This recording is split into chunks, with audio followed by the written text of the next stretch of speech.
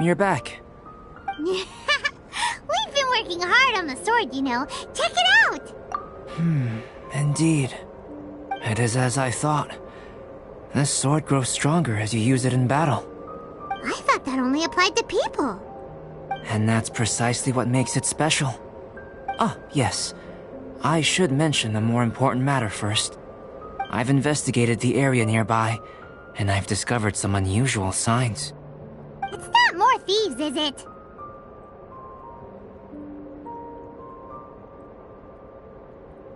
That's true. I believe that these strange traces require investigation.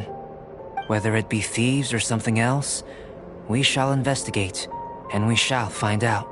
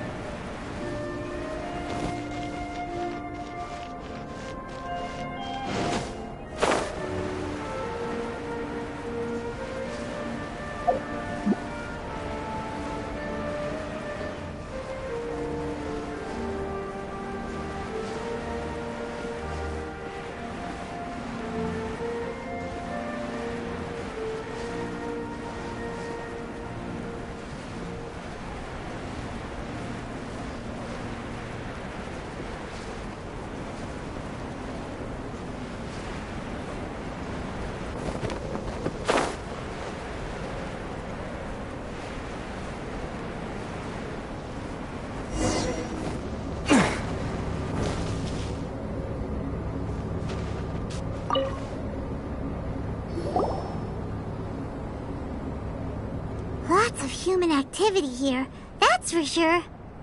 Looks like more than one person, too. So they have a camp here. Huh. Here to steal, just as usual. And would be rather convenient to rob adventurers who come up here, yes.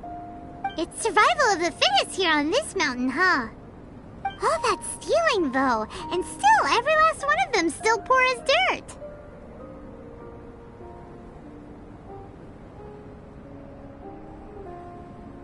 Anyone who calls us thieves gets no pity from Paimon. Who's that? Who are these sniveling sneaks snooping around our camp? Ah! We're busted!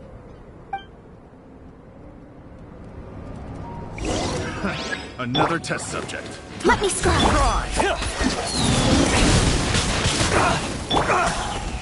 Oz, reveal thyself!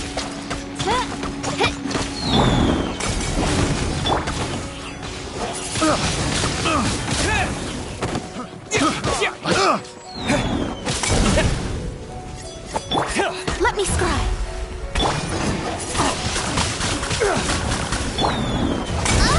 You're open!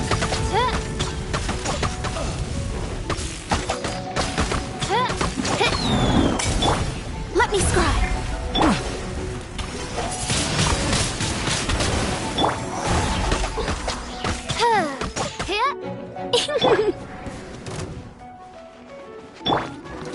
Written in the stars. By royal decree. Should.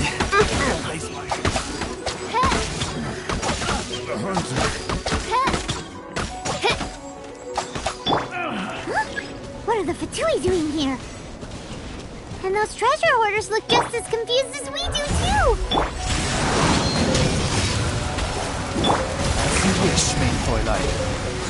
Off we go.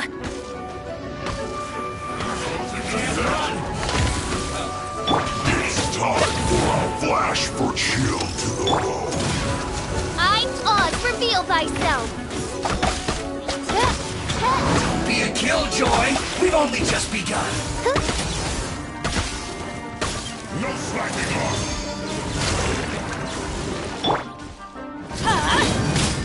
Off we go. Not breaking a sweat! Frozen food. By royal decree! This should be fun! Shadows of fate! Fate is upon you! Gentile joy!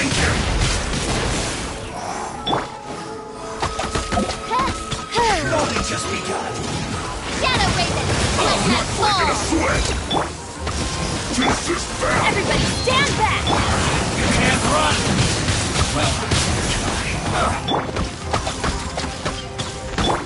Fate is upon you!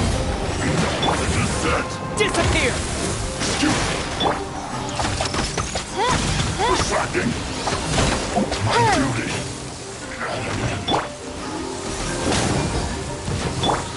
Delve into destiny! Oz revealed!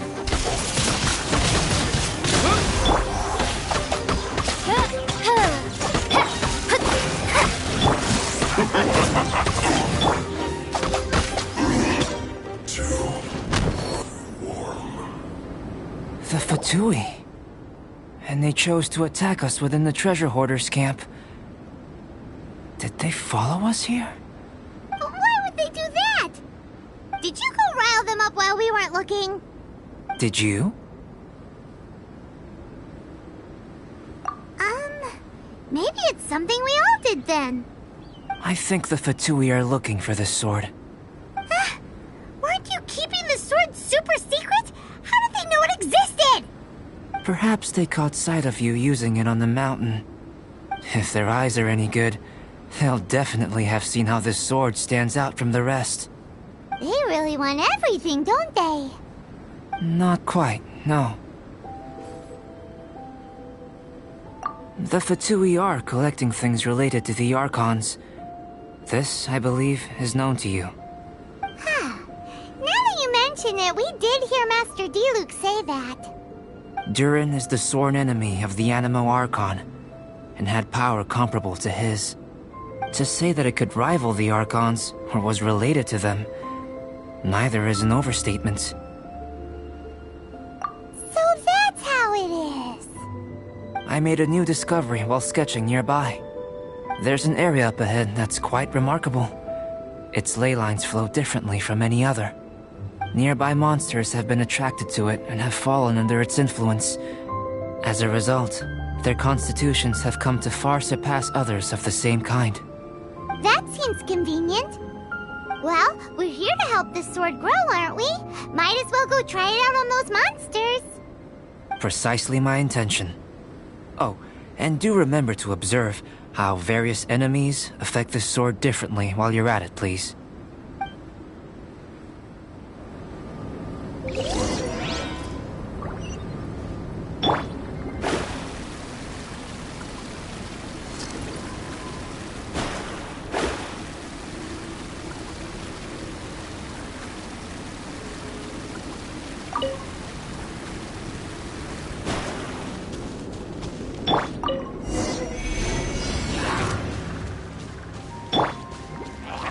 Let me scroll!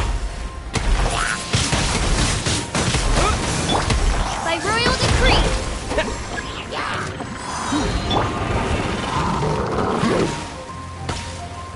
Delve into destiny!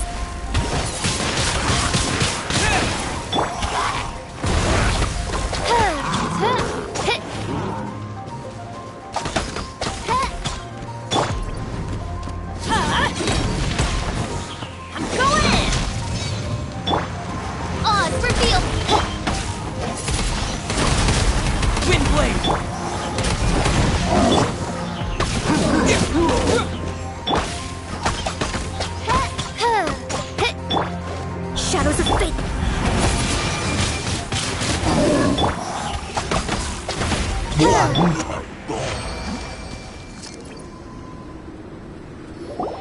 So how did it feel?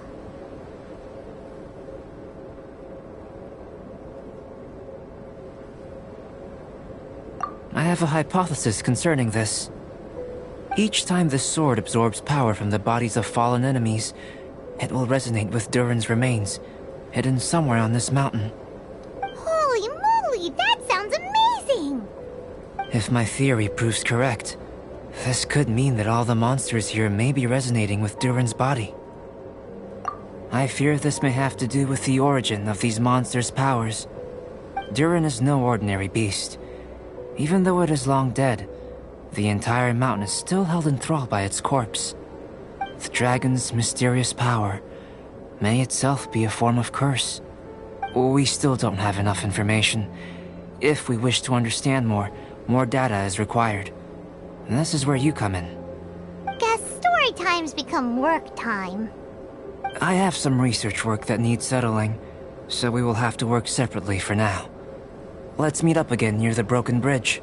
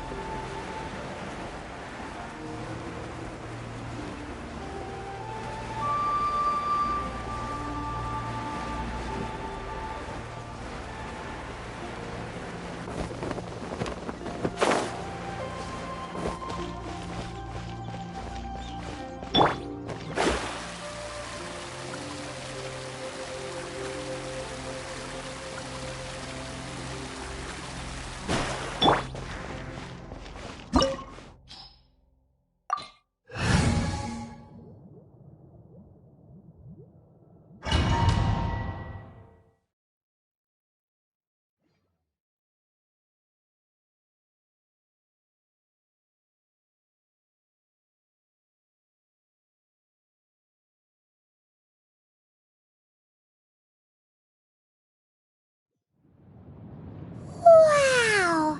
It looked impressive enough for... This is where all of Teyvat's Mora is minted, right? Oh, so it's a trap? But even if we can't, or better yet, take a nap on top of a mountain of... Oh, right! It's quiet. Huh? Look! What happened? Uh-oh. Quick! We have to...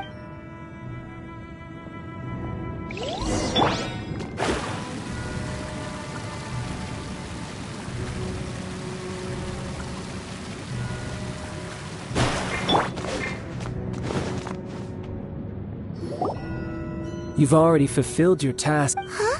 Who's there? If you were Fatui, I imagine that you would be entitled to a generous reward from the Tsaritsa herself. But now, you're nothing but dross. And you're in my Although don't you think that trying to stopping... So you've been planning to take the note... As one of the... She will get that which she desires. I'm not... The time for discussion and either way. The battle. Battle? Instead of confronting you when she faces a... But as for me... We won't let what happen. Oh, so you... Besides, you could never Fighting talk, I love it!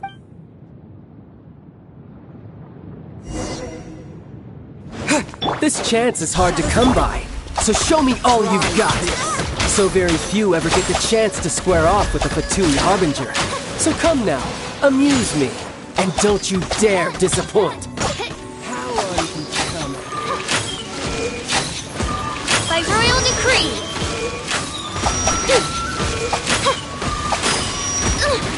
This realm is no home for a princess.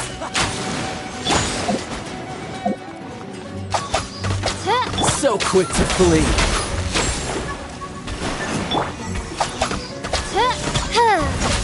Run all you like.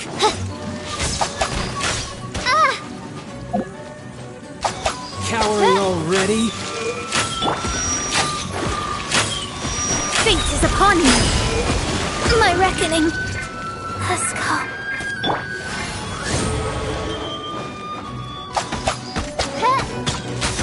You're wide open.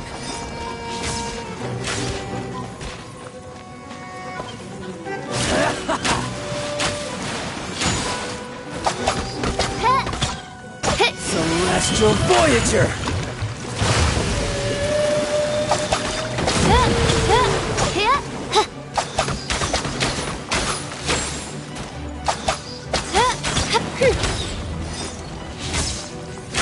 No rest for the wicked. Not bad, not bad, not bad. You've got a trick or two. Haha, good. No wonder Senora was so wary of you. Well, that just means I can go all out. Brace yourself. This is about to get tough. Now, show me what you can do against the might of a Harbinger.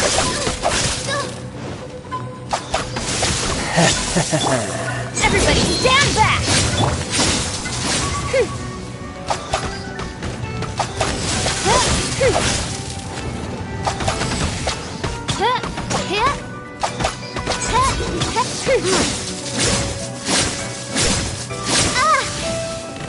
No use hiding back there.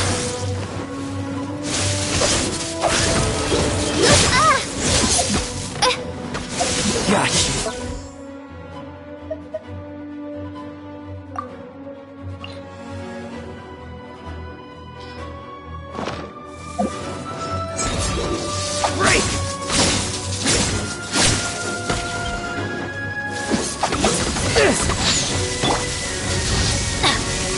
Why do they never miss? All you do is run. By royal decree. You've got some skills.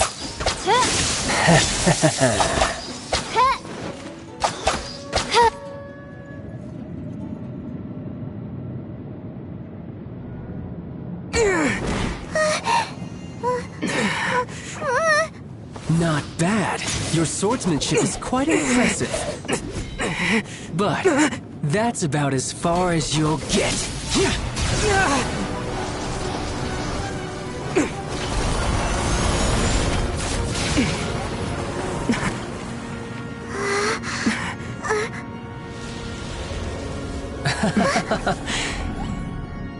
Didn't think you had that card hidden up your sleeve. You were just playing us to get close to the Exuvia!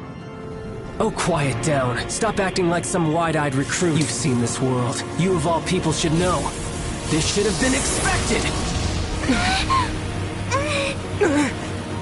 Well then, I'll be taking Morax's Gnosis now! I see. Well, this is most unexpected. You beat me to it, didn't you?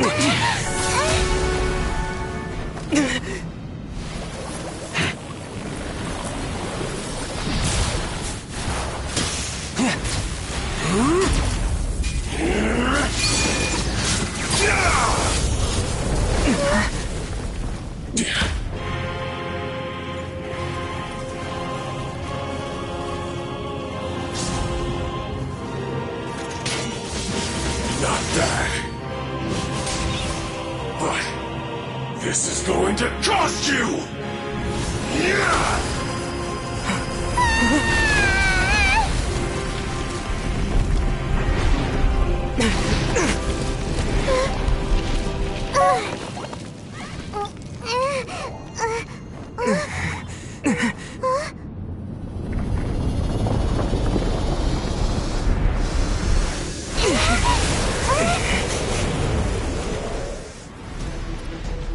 You got to the Gnosis ahead of me, didn't you? Did you simply move faster? Or did you leak the information regarding the Golden House to me on purpose? No matter. Hand the Gnosis over, now! Don't make me take it from you! We didn't take it!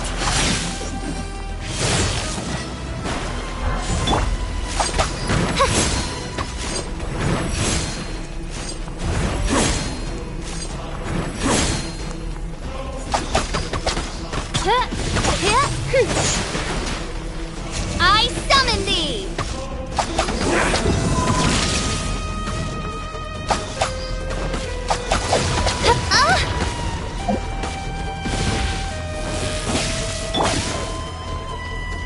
Let me scry!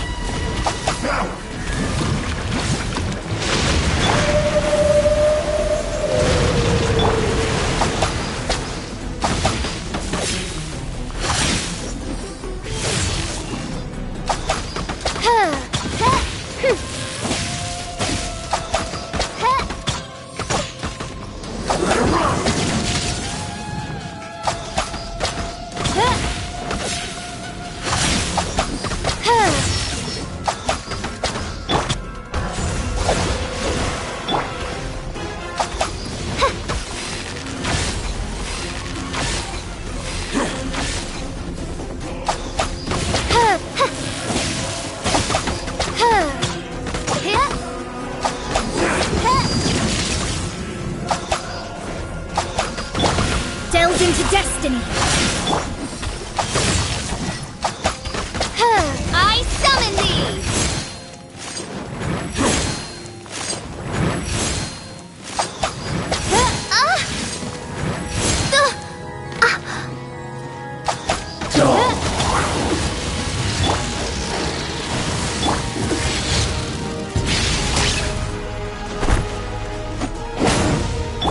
Let me scry!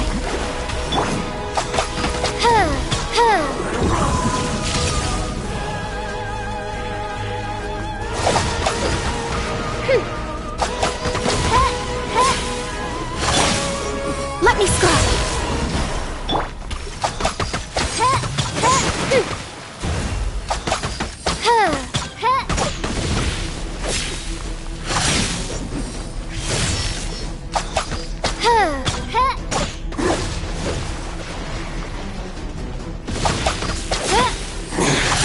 You're cut above.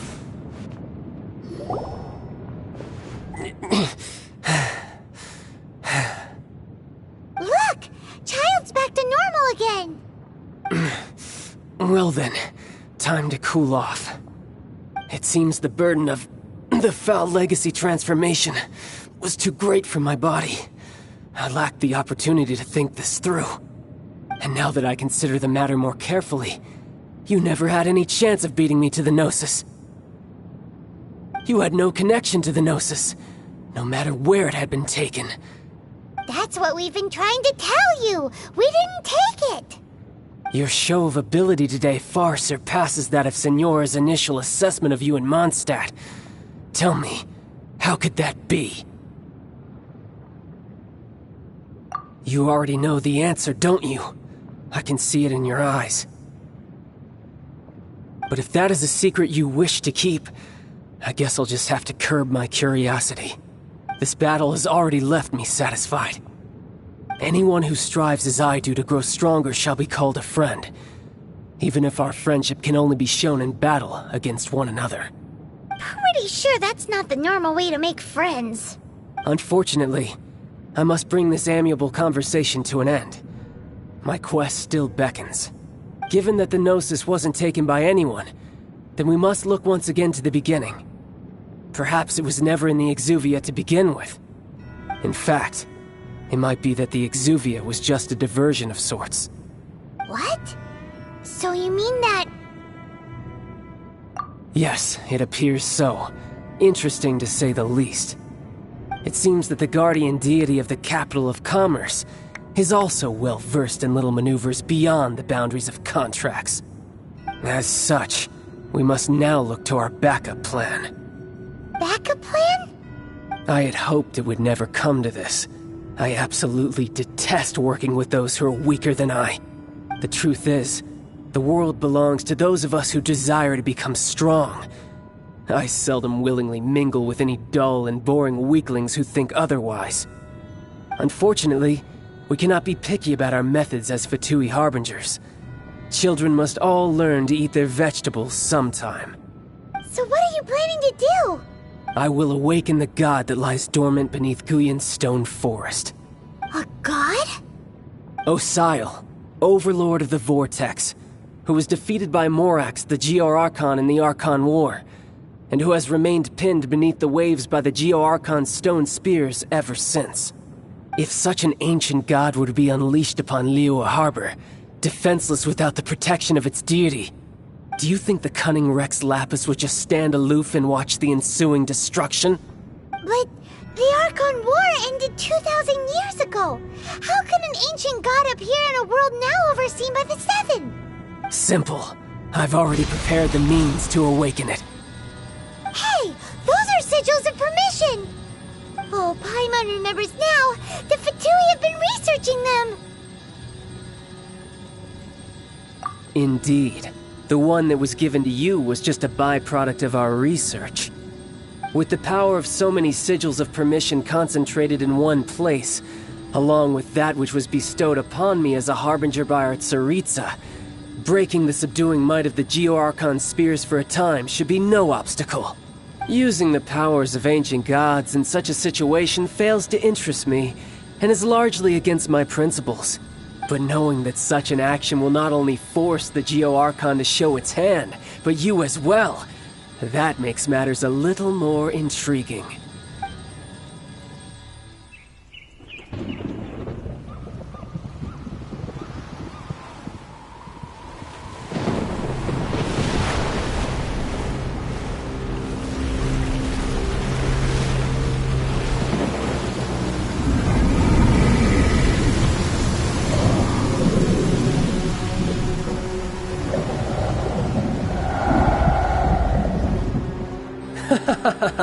Let's see. Will the nation that has lost its deity be swallowed up by an ancient malice once more? If you wish to drown together with the people of Liyue, you're free to stay and enjoy the show. Huh? He's already gone. That guy is fast. What's going on?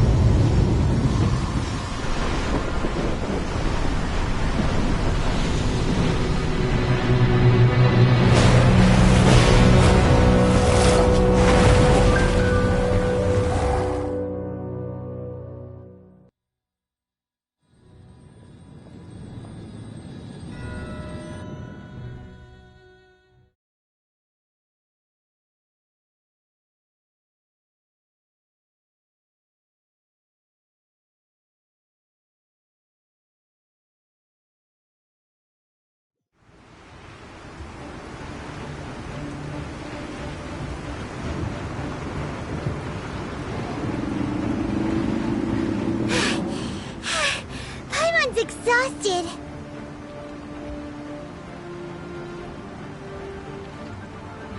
If we hadn't happened to see the Jade Chamber flying over just as we came out of the Golden House, we really wouldn't have known which way to go. Did we make it in time? Is the Overlord of the Vortex still in the sea? It hasn't destroyed Liyue yet, has it? What are you doing here? Huh? Hold on. It's the Adepti! What are you doing on the Jade Chamber?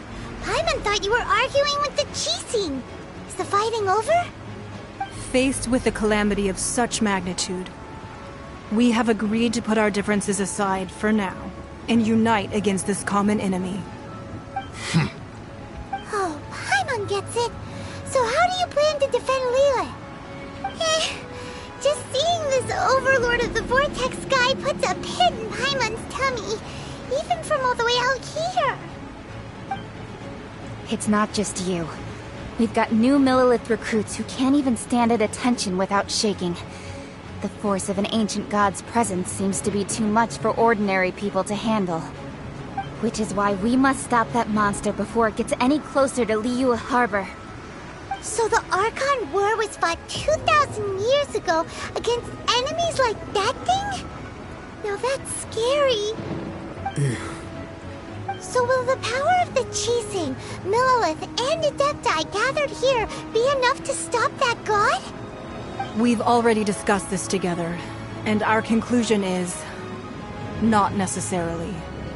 What? But all of you were supposed to be the Guardians of Lilith! Can't you think of something? One certainly could. Huh? The Chising did once research the matter of the Guizhong Ballista when it piqued their fancy. And as fate would have it, one who did craft the Guizhong Ballista with one's own hands is here. For what could you mortals ever learn of Adepti mechanisms? Yet, it would take one, but a little tinkering to turn this ballista into an engine of war beyond your wildest thoughts. I suppose this is one blessing from the Adepti that we should be thankful for. So be it. We shall use the upgraded Guizhong Ballista to fight off that god. All the Adepti here can lend their strength to man it. We haven't a moment to spare. Our battle begins now. Yep.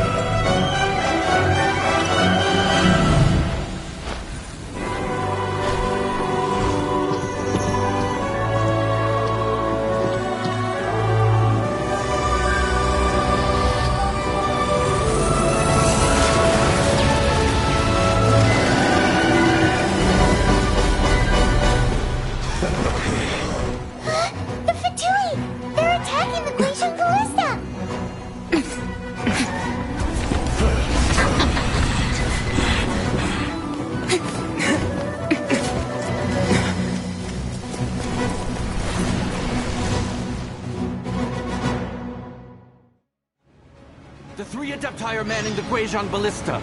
Do not let the Fatui disturb their work! All able Millilith, with me! Let's go help too! We Adepti have not faced a god in several millennia.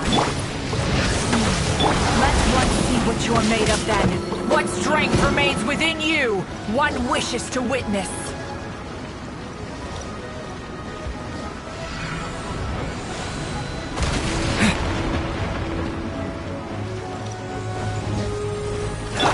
Let me try! Shouldn't get careless. Reveal that!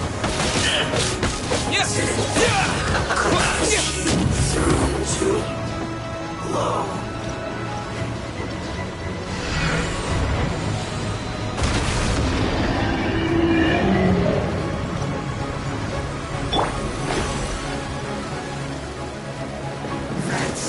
Let me start. Written in the stars. Be a killjoy. By royal decree. Looks like I went too far.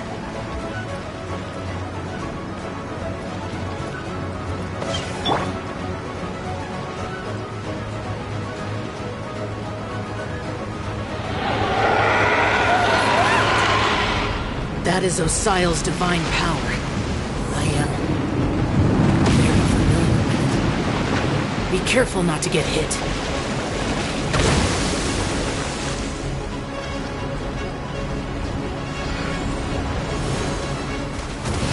The Fatui! Their attacks are unrelenting! How daring. Snezhnai's diplomats will answer for this afterward. Every last one!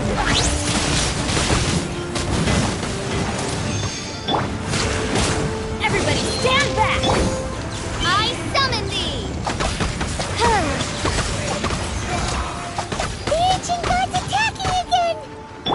There are so many Fatui too! We can't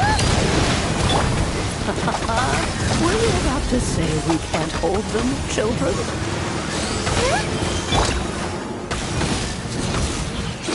Don't lose heart. Here, take this.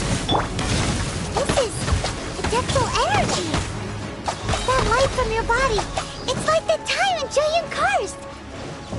Wow! It's Madame P's shockwave! This brain's really strong! Maybe I wasn't meant for this world. Decided by destiny! By royal decree! Joy, we've only just begun. Looks like I went too far. Let's end this quickly. Delve into destiny! I guess this is it. With the blood of the Chilean, I guard you against evil! Cast your fear of injury by the wayside, and fight with all your might! I too did this during the Archon War! So this is what Ganya's like in a fight!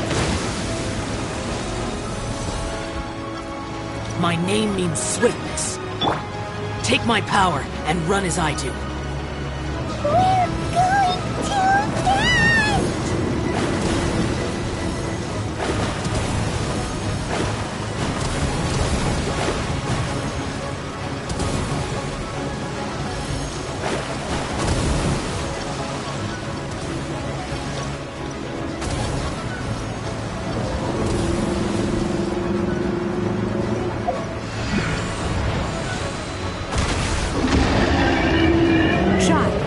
Strong in body and spirit. Perhaps you can withstand 3 forms of adeptal energy at once. This will hurt a little. Please bear with us. Once you've adapted, try to use them in battle.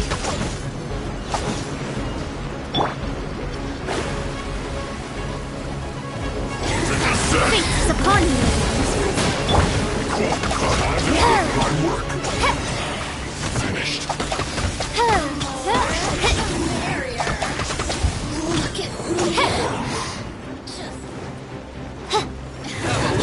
Teamwork is dreamwork! Let me score! Shouldn't get careless.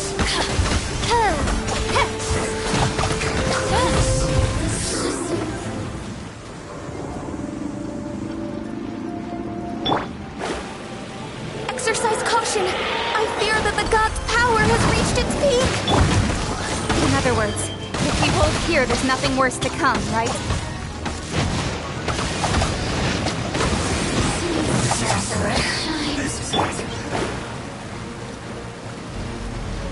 Decided by destiny! Midnight Phantasmagoria. Flash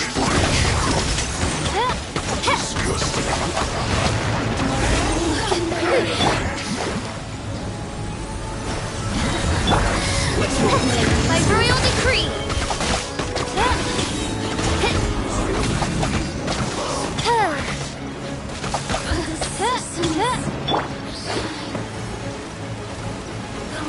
Decided by destiny!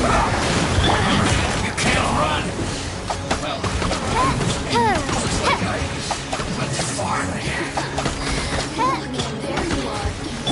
Let me scry! The Fatui's numbers are thinning! Fight on, comrades! Once we finish this lot off, the Adepti will be able to deal with the god in peace!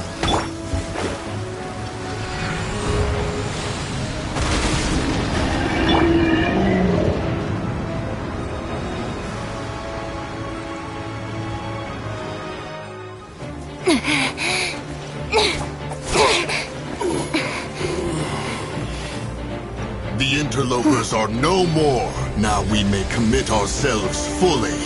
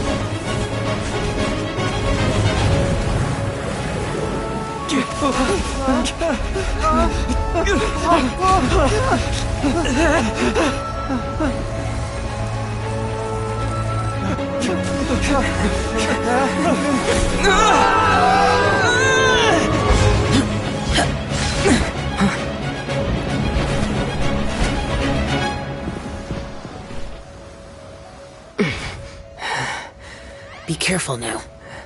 The Guizhong Ballista is destroyed. Without its covering fire, retaliation shall be difficult. But the Jade Chamber is our last line of defense. We can't give another inch, no matter what. I have another idea. What do you mean, Lady Ningguang? I'll sacrifice the Jade Chamber. What is the meaning of this? I understand. Traveler, lend me a hand. Farewell, old friend. Goodbye for now. Let us meet again in the future.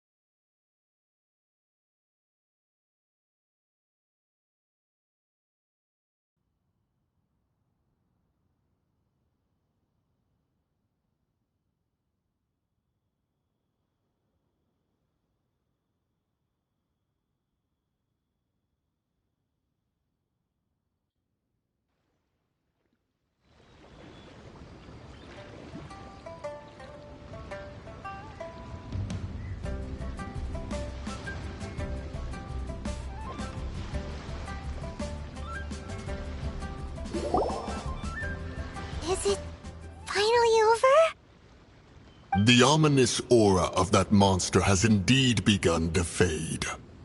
The effects of the Sigil of Permission last but a short time.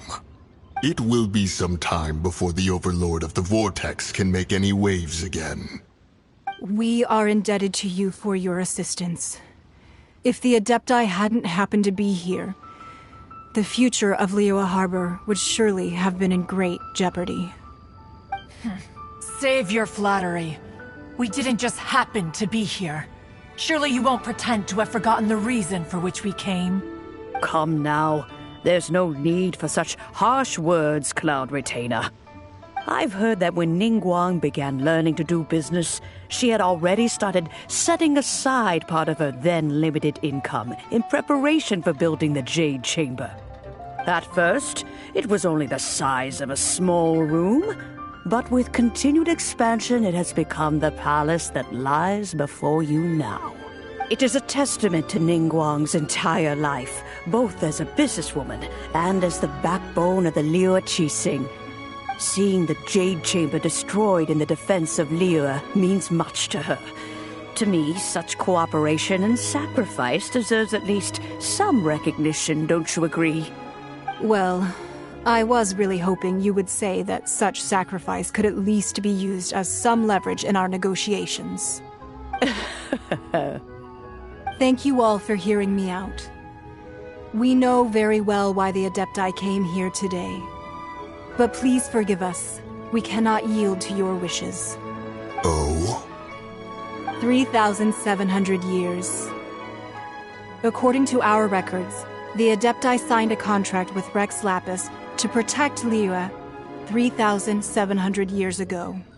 Even to this very day, Liyue and its lands have stood the test of time, immovable as stone, just as it was thousands of years before. This is truly no small feat. But that does not mean that the Liyue of today is the same city as it was all those years ago. Do not merely cast your protective gaze upon the land. Instead, focus your sights on our city and each of the citizens that dwell within it. Are you questioning our means of protecting Liyue? I mean no offense. I simply hope that our Adepti forebears would see Liyue in a new light. Forebears, you say? One doubts you would be fit to be part of such a lineage. This morning, Rex Lapis appeared to me in a dream. What? In the dream, I yearned to tell him that we Qixing, though mortal, are equally bound to the contract. Each passing generation of the Qixing leaves many things of value to be inherited by the next generation. I also thought to tell him how the past generations of Qixing had strove under his rule to survive in our mortal world, establishing a network of contracts which has since come to be known as trade. But I dared not speak. I could only gaze at him in silence until the moment I awoke. Oh, Ningguang. Yet another perspective. What are you trying to say, Outlander?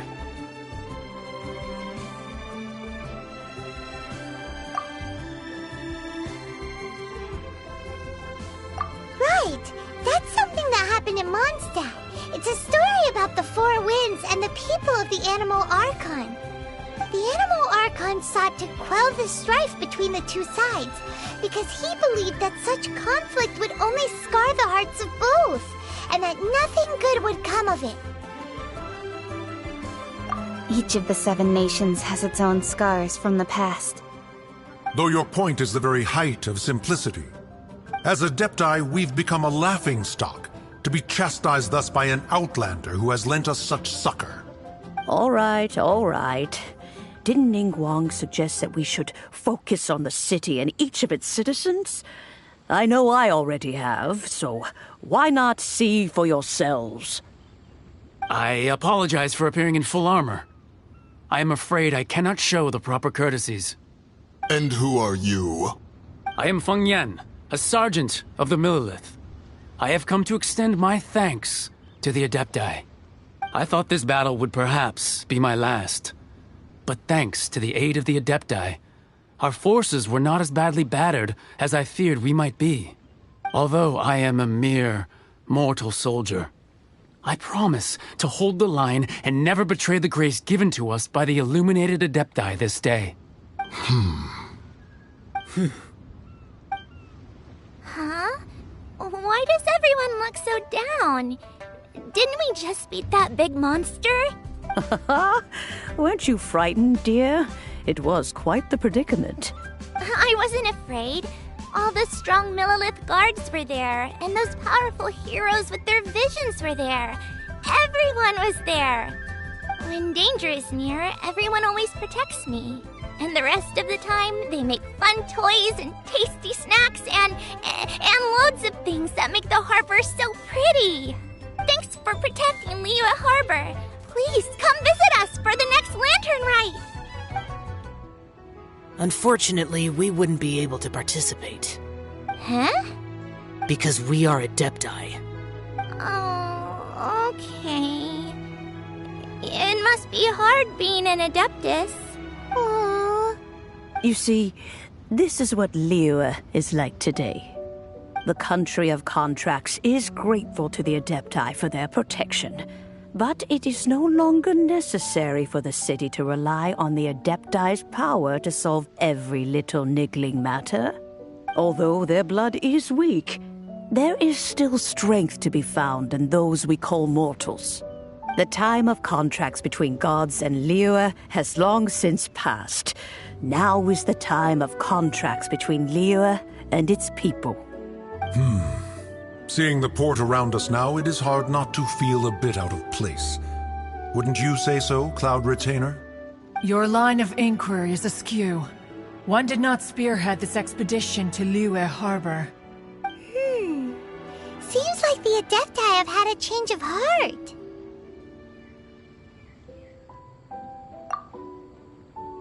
Let us return now.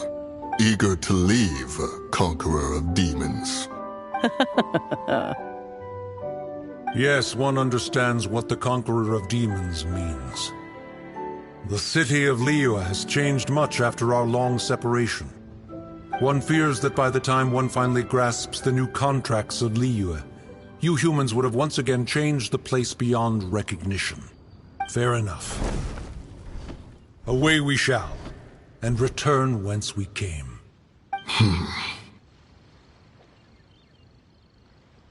Since we Adepti have consensus, then one shall persist no further. But how will we ensure that the Liyue Qixing will not simply exploit their power once we depart? In my view, that is still a thing to be guarded against. All right, Mooncarver, you needn't worry.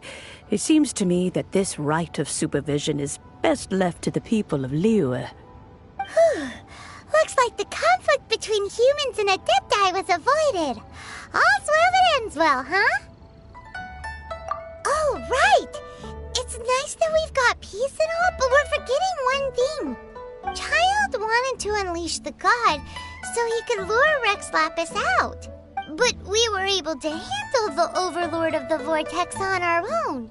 So Rex Lapis never showed up. Oh, and speaking of that, don't we still need to get to the bottom of that Archon's death, too?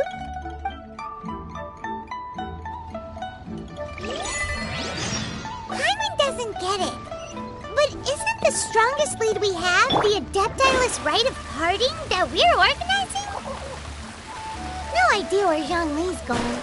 Let's ask for him at Wangshen Funeral Parlor.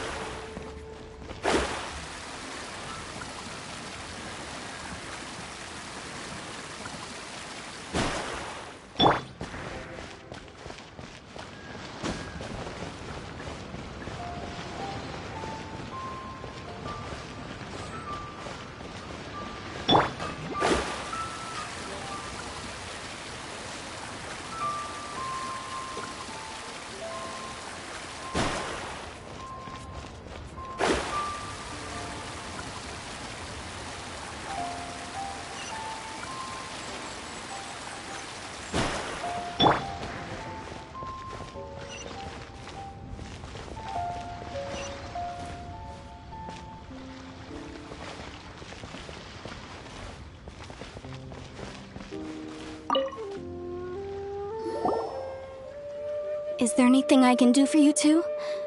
I'm afraid that Wangsheng Funeral Parlor isn't in the best state to receive guests. We've come to see Zhongli. Could you please tell him we're here? Unfortunately, Zhongli isn't here at the moment. It seems he went to Northland Bank. Doesn't the Northland Bank belong to the Fatui?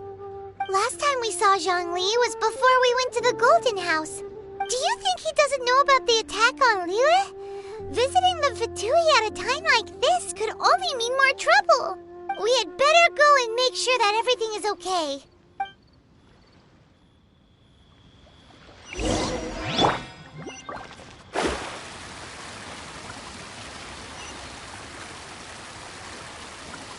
New stock at Sigu Antique?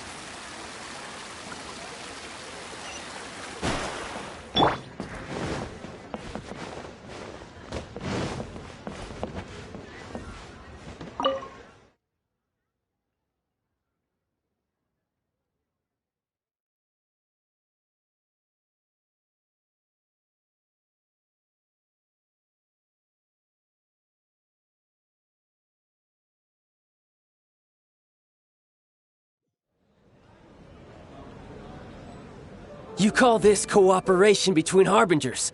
Cooperation involves communication, you know. Don't take it to heart, child. Besides, aren't you happy that you got to skip the formalities and bring chaos to the land? I'm sure you must have enjoyed that. Oh, it seems that some of your friends have arrived. Hey, it's Zhongli and Child. And... It's you two. I believe we've met once before.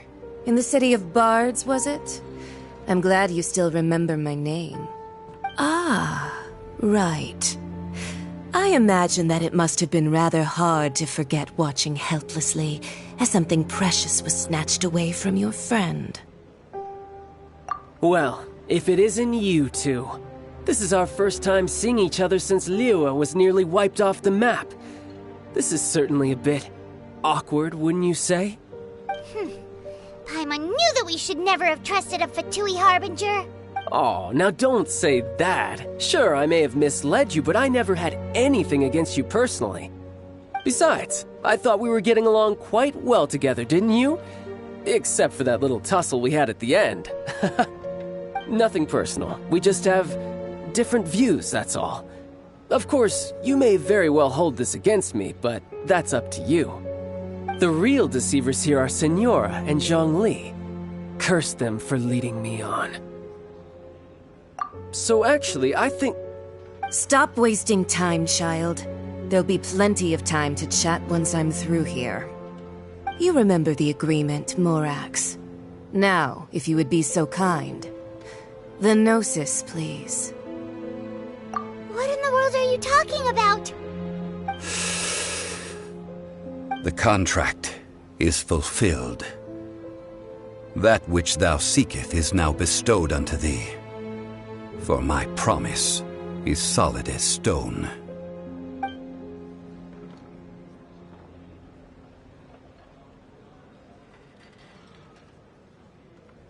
How sanctimonious.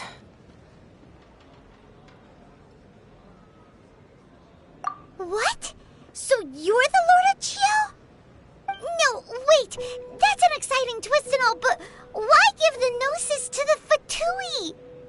I do not give it for free. I give it as agreed upon in the contract, for it is a matter solely between the Tsaritsa and I. Yeah, you don't think you went a little bit too far with that whole fake death thing? Everyone was preparing the ceremony for you, and splat! This big dragon falls out of the sky, and all of Liyue goes into an uproar. Talk about a disaster.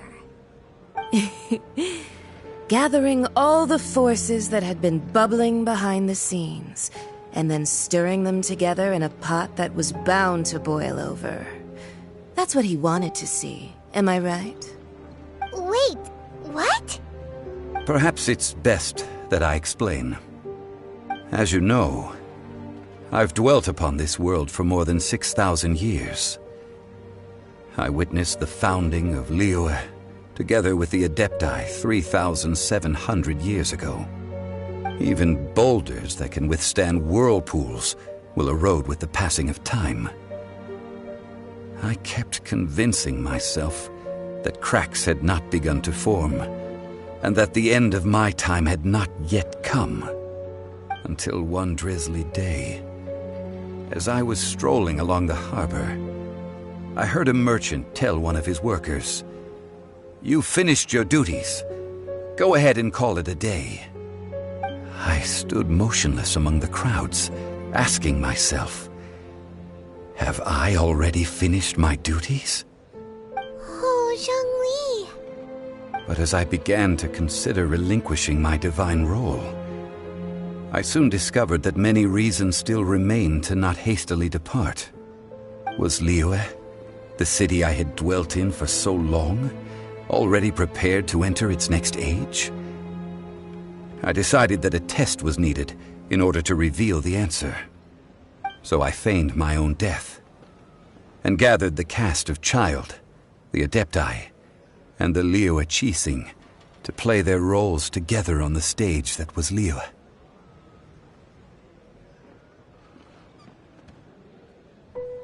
That's right, which is why I continued to safeguard the Gnosis until now. So you mean that if the chaos ever reached the point of no return, you would simply appear and use your divine powers to bring Liyue back under control? Of course, and it would have been all too easy for him too. Just as a child quickly matures after losing their parents, so has Liyue matured when faced with the death of its deity. I was pleasantly surprised with the finale of the show that you all put on. Why, you even deserved an encore. The Adepti deserve the greatest applause, considering their years of seclusion. They hardly recognized the city, yet faced with such a crisis, they exerted the greatest amount of restraint. Not only did they manage to cooperate with the Qixing, but in the end, they even tried to understand the heart of the people. And hats off to the emissary dispatched by the Cryo-Archon to fulfill our contract, Signora. She managed to keep everything she knew in strict confidence, far from the eavesdropping ears of her colleague child, just as I had requested. All the while, I carried on as Zhongli, and fulfilled the traditions of Liyue in this mortal form. Thank you for walking that path with me, traveler. These things were all a part of my script. The only unforeseen plot twist was the conduct of the Liyue Qixing. I had expected them to do no more than the Adepti, to come to the defense of Liyue. But when all was said and done, they seized the opportunity to supplant Liyue's divine protectors, and used the subsequent power vacuum left by my death to quickly gain complete control of Liyue. Huh? That doesn't sound good at all! On the contrary, I think it is excellent. I had always feared that it was too soon for them to take over from me. And it was also that which I longed for the most. As such, this is the best parting gift anyone could have given this god of old. Hey, what about me? Doesn't anyone feel the least bit of remorse for deceiving me? You've practically kept me in the dark! I think that thanks would be more appropriate. You certainly played no small part in all of this, wreaking havoc and turning the city upside down. The Lord of Geo ought to thank you for your performance, if anything. If you hadn't created the pressure of a battle between mortals, Adepti, and a god, the lump of coal resting in the hands of the Geo-Archon, Liyue would never have been able to become a dazzling diamond of a city. Huh? Just whose side are you on, mocking me like that? Are you itching for a fight?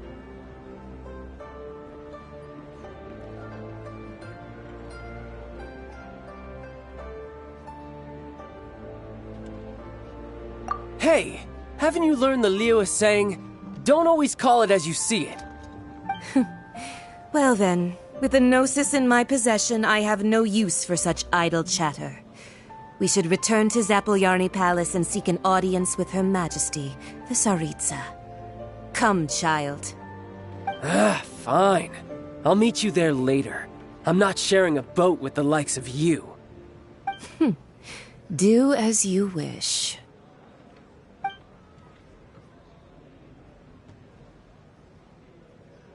Now then, is there anything else you wish to ask me?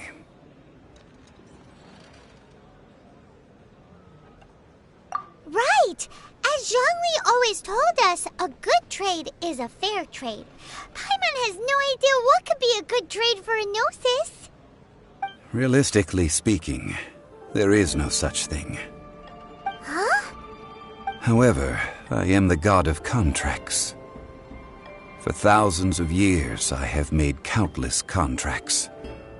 If the deal was of no benefit, then I certainly would not be inclined to agree to it.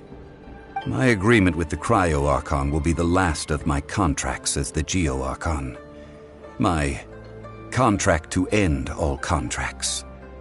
As for the bargaining chip that the Tsaritsa used to balance the scales, uncover that answer for yourself in your future journeys.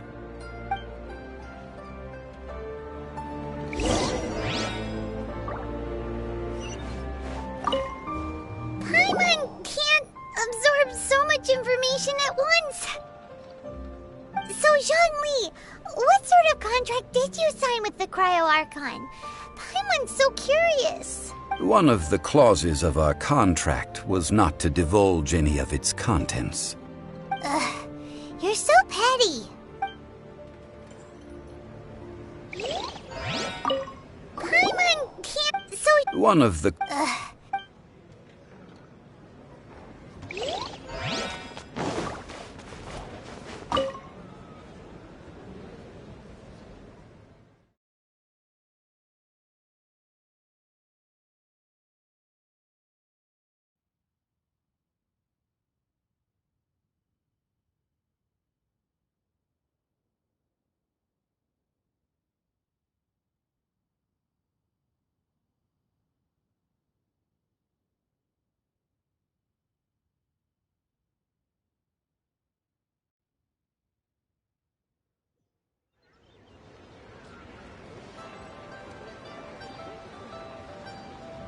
Today's the day of the rite of parting. Although the star of the show is fake, we spent so much time trying to organize it, it would be a real shame not to go there now.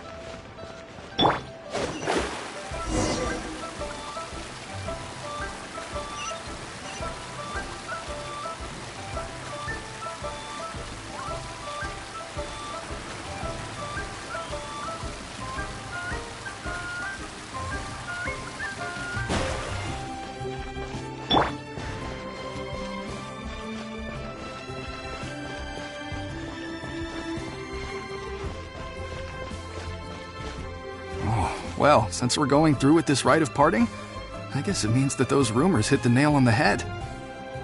So Rex Lapis is really... But they didn't catch the culprit, did they? Oh, come on. Do you think that the assassin could have been a normal person? You know what I think. I don't think any of the gossip on the streets you hear from those shady types is worth anything. There's only one real possibility in my mind. I've heard that the assassin was that Fatui fellow. Youngish, pretty high in rank. I think they called him Child. The Fatui? They certainly are very suspicious. Who knows what those greedy, crooked folks... Shh! Lower your voice. If the Fatui catch you in their sights, Rex Lapis won't be around to protect you this time.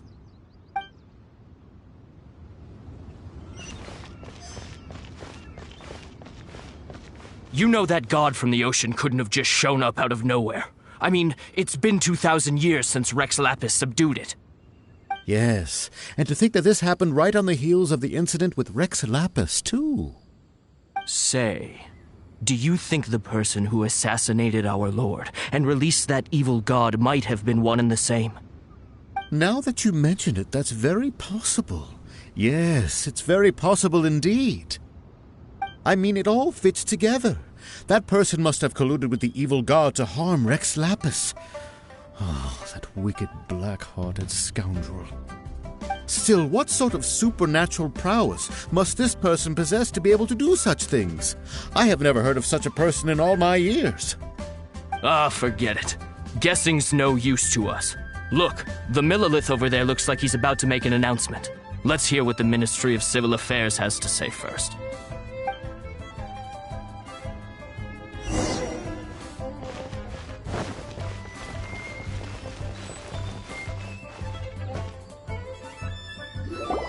Hear ye all! The Qixing's words. Though a dragon soars ageless as the mountains, it too must return to dust. This is common knowledge. Gods and Adepti live glorious lives, but both light and shadow have their season. So too must they face divinely appointed trials. Rumors and hearsay abound on the streets that Rex Lapis was murdered. Now, let the truth be revealed. Having been thwarted in his trial, Rex Lapis's soul has recouped the celestial heights. He beseeches the people of Liyue to grieve not and to let not their hearts be saddened. Nor are they to believe street-born rumors or indulge in baseless speculation.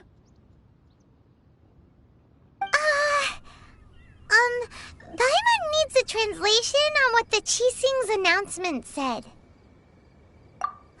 So that's how they're spinning it.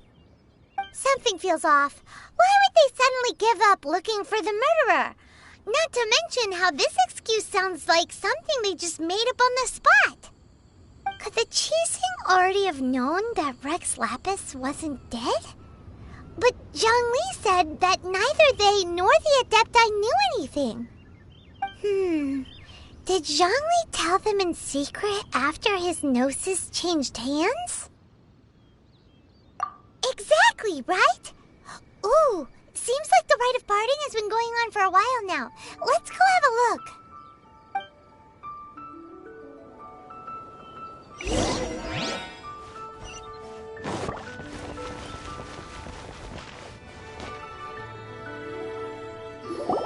Look, it's Ningguang and Keqing.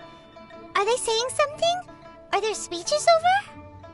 As said previously, Rex Lapis's soul returning to the heavens is the end of the contract. And it is also the end of an era. 3,700 years of contracts burnt and reduced to ash. We, the people of Liyue, were indeed prosperous. But blinded by our prosperity, we forgot that time can be pitiless. The long, unending dream of our Archon walking among us. Now that we have awoken from our dream, we must learn to say farewell. Will you stand with us as we re-establish our contracts? As we build a new age of prosperity? So concludes the words of Her Eminence the Tianquan. Does Her Eminence the Yuheng have anything to add? Huh? Is she looking this way? Traveler. Yikes! She really is looking our way! Is that the traveler who they say defeated the ancient god? So young. The Liyue Qixing always repay their debts. And as you have heard, our eyes see far and our reach is long. Name your price. You deserve that much. Whoa!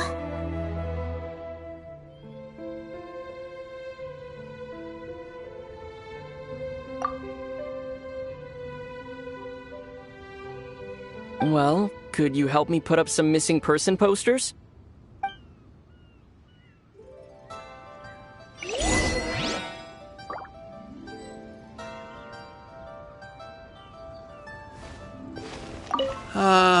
Rex Lapis.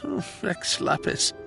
Now that I think about it, if everyone's of the same mind as me, perhaps mementos for Rex Lapis might be the best short-term business opportunity.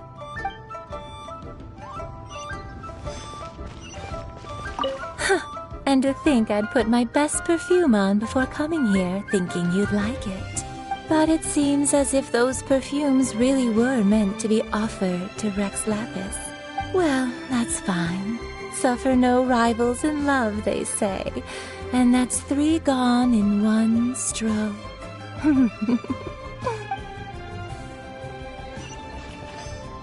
As for the mortals and Adepti of Liyue, what shape shall our relationship take from now on?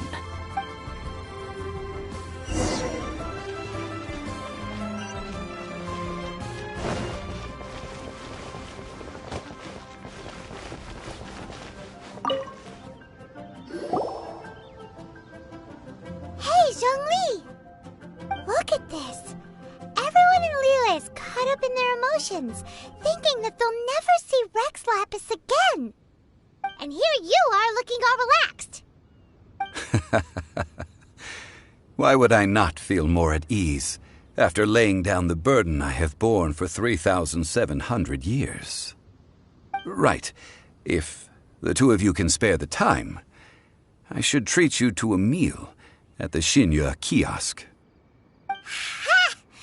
That sounds like big talk, Zhongli. Paimon might have believed you if you were treating us to some third-round knockout, but you'd have to pay out your nose just to stand inside Xinyue kiosk. Are you sure you can afford it? You're right. I do lack the Mora. But why would Morax lack Mora? As the Rex Lapis Morax, I can easily create Mora. But since I have chosen to walk this earth as the mortal Zhongli, I should abide by the same rules that mortals do. When I was journeying with you, though I still had the Gnosis in hand, I knew that I must soon retire from my role as an Archon. So I had to rehearse a little for my new life. Oh, no wonder! Paimon gets it now. You didn't look at the price tags when we were spending because you've never had to. But since you weren't used to not being able to just make more Mora as and when you wanted to, you had to try becoming a parasite to society who lives off of other people's credit. Well, we were only spending Fatui money. You don't have to say it like that. In the City of Commerce, we do not merely exchange money or goods. We also exchanged knowledge, memories, and foresight, as well as positions, roles, and lives. The Archon Morax could never experience life as the true mortal Zhongli could, no matter how many times he descended to be with his people. I must thank you for that. I will treasure the memories that I made as Zhongli, traveling the streets of Liyue with you. That is true. But there is no journey that does not end. No meetings without partings. Paimon thinks that we should make a move and continue our search for the Seven. I fear that continuing your journey may be difficult. The nation that neighbors Liyue by sea, Inazuma, is presently closed. The Electro-Archon Ball. And just as the people of Liyue preferred to call me Rex Lapis, she too goes by another name among locals in Inazuma. Paimon thinks we've heard that one before. Raiden? That is the case. And since Raiden is also the shogun of the Inazuma Bakufu, people call her the Raiden Shogun. That said, though people at the wharf were saying that the situation in Inazuma is very tense, Paimon doesn't remember that always being the case. It wasn't that bad last year. Zhongli, since you're Rex Lapis, shouldn't you know something about what's happening there? Just how did Inazuma become a closed nation? It's because of visions. Visions? When faced with circumstances beyond their control, humans often bemoan their lack of power. But if a person shows true strength of will at a desperate and fateful moment in their life, the gods will look upon them with favor. This is what visions are. Magical foci bestowed upon those who have been acknowledged by the gods. Uh-huh. That's how people in Teyvat see it. But starting from last year, the Raiden Shogun began promulgating the Vision Hunt Decree. Vision Hunt Decree? Yes. It was an order to seize all visions within Inazuma's borders, and to inlay them upon the hands of a statue of the 1,000-armed, 100-eyed god. They want to seize visions.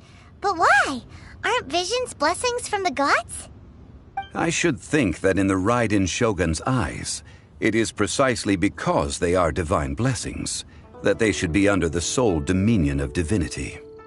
Whoa, that's harsh. The Anemo Archon is the god of freedom, and the Geo Archon is the god of contracts. For her part, the Raiden Shogun is the god of eternity. It seems as though she has finally decided to eliminate any unstable elements that could pose a threat to her eternal realm. The fact that even I, the oldest of the seven, have now passed away, will only strengthen her resolve to pursue eternity. Knowing her, she must have again quoted that adage she is most fond of when proclaiming that decree to her people. 7 ideals for 7 gods, and of these, eternity is nearest unto heaven. All right then. Was there anything else you wish to know?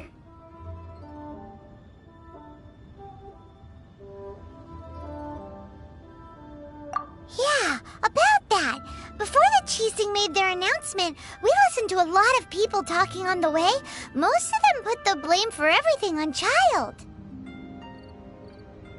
These are indeed false accusations. But it remains undeniably true that Child did send people to the Jade Chamber to prevent the Adepti and the Qixing from defeating the ancient god. I've heard that Ningguang is busy milking that for all it's worth on the foreign relations front at the moment, browbeating the envoys of the Fatui. Ha! Those poor Snezhnayan diplomats. If it were not for Child's exalted position as a harbinger, I'm certain that they would have shifted all the blame to him and called for his dismissal by now. All right then. Was there anything else you wished to know? The time of the Adepti has long passed. If even the Liyue Qixing don't want to face that truth, then what future is there for Liyue? Kuching is absolutely right in saying this.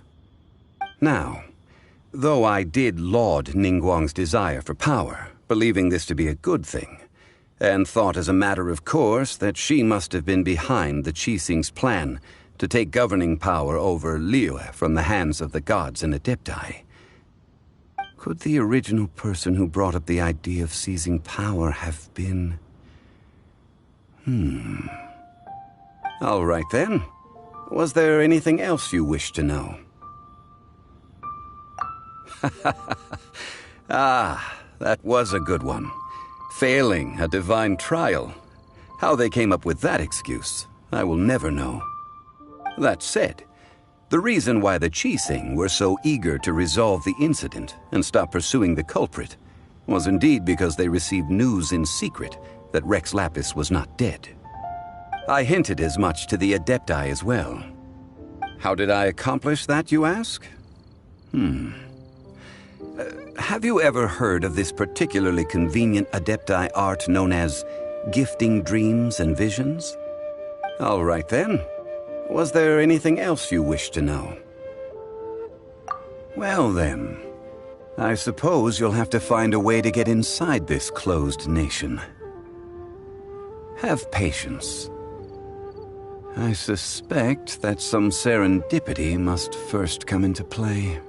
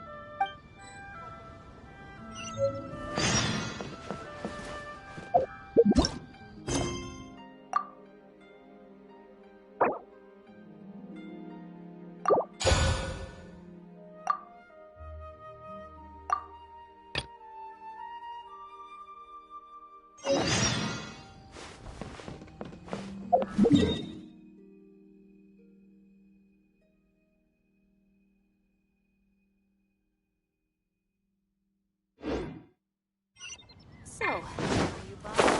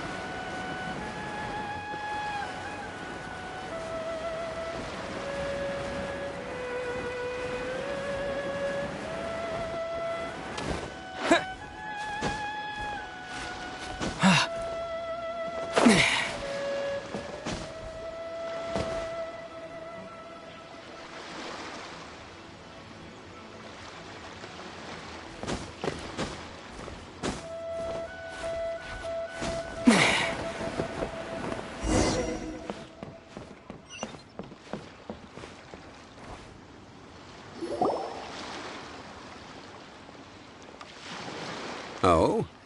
I didn't think I would see you here. Are these two your friends? Yes. We had the fortune of meeting not too long ago.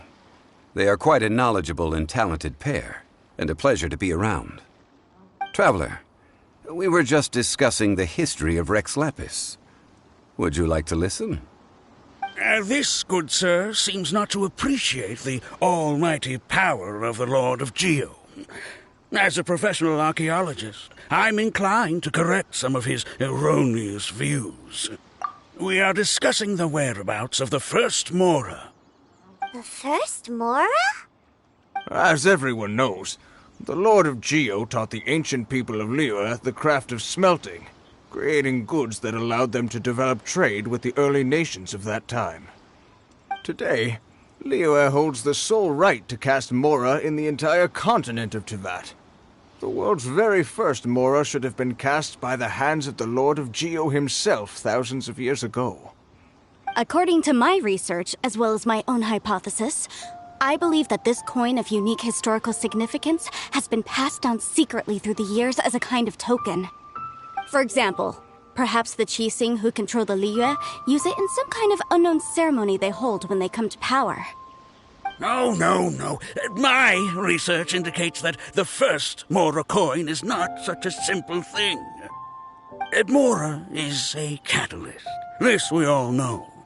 Even today, Mora is used in the mystic arts for its curious properties of weapon enhancement. The world's first Mora would no doubt possess the strongest power. My next historical treatise will boldly expound on the newest findings from my intense decade-long research. That is, that the Lord of Geo used this original Mora as a catalyst to enhance a dagger and a sword. A dagger and a sword? Well, buy the book when it comes out to read the full story. For now, I will only reveal this. The one who finds the dagger shall become supreme in Liyue, and the one who finds the sword may be crowned Liyue's sovereign. I can't say I agree. Let us not speak of the authenticity of the dagger and sword first. But Mora and money came about simply because they are a convenient measure of a contract's value. Rex Lapis just meant for Mora to serve as a catalyst for people to exchange and trade. The world's first Mora is probably just an ordinary coin created by Rex Lapis. As for its fate, the same as all Mora, I suspect. It was simply spent somewhere. I think that Mr. Hanshua's hypothesis seems reasonable. Mr. Zhongli's argument, on the other hand, lacks any evidence. How can you so easily dismiss the Lord of Geo's profound foresight? No, I am not debating right or wrong. I am simply stating a fact. Enough! Do you think you understand the Lord of Geo more than me? I know but little about history, and I wouldn't dare to brag. But discussion is meaningless if everyone has the same opinion, no? Well then, answer me this. Long ago, when Liyue Harbor was being constructed, the Lord of Geo taught the people how to build houses. The model home he used to teach them was completely cast from Mora, correct? That is correct, indeed. Okay, then tell me. Why would the Lord of Geo do something so extravagant, if not because of the mystical power that Mora contains? There's a simple explanation, really. To the god of wealth and commerce, what material is easier to get than Mora?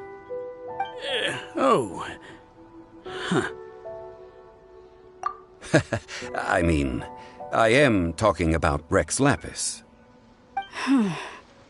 Excuse me, sir. I have some questions about archaeology. Can we find somewhere quiet to chat? I mean, if it's okay with you. Oh, it's no problem at all. But may my friend accompany us? Perhaps they could be of some help. Of course. They can come if that's what pleases you, sir. Let's go.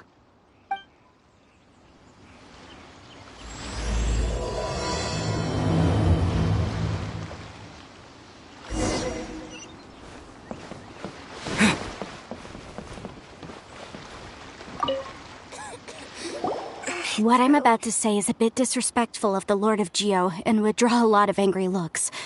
So it's best to discuss this somewhere quiet. Your argument just now exhibited acuteness of speech and thought. Most importantly, you don't fall for the boasting and acting of the others. You remain objective. So I have a question for you. Perhaps you will answer differently from other scholars. Do you think that all the gods that the Geo Archon killed were evil? Let's not analyze it in terms of good versus evil. Rex Lapis placed great importance on the integrity of contracts. So any gods he killed certainly must have broken some kind of contract. Right! The Lord of Geo wouldn't kill the innocent. But when I was doing some research, I learned about the legend of the god of salt. The god of salt, Havria, was a very kind god, but she encountered Morax one day in battle. Morax used a rather underhanded trick to assassinate her. What? No way! This bit of history is a long story. But you may not like the truth when you hear it. Don't worry, please tell me what you know. This event, I've already searched for answers for a long time. Quite so. I don't know where to begin.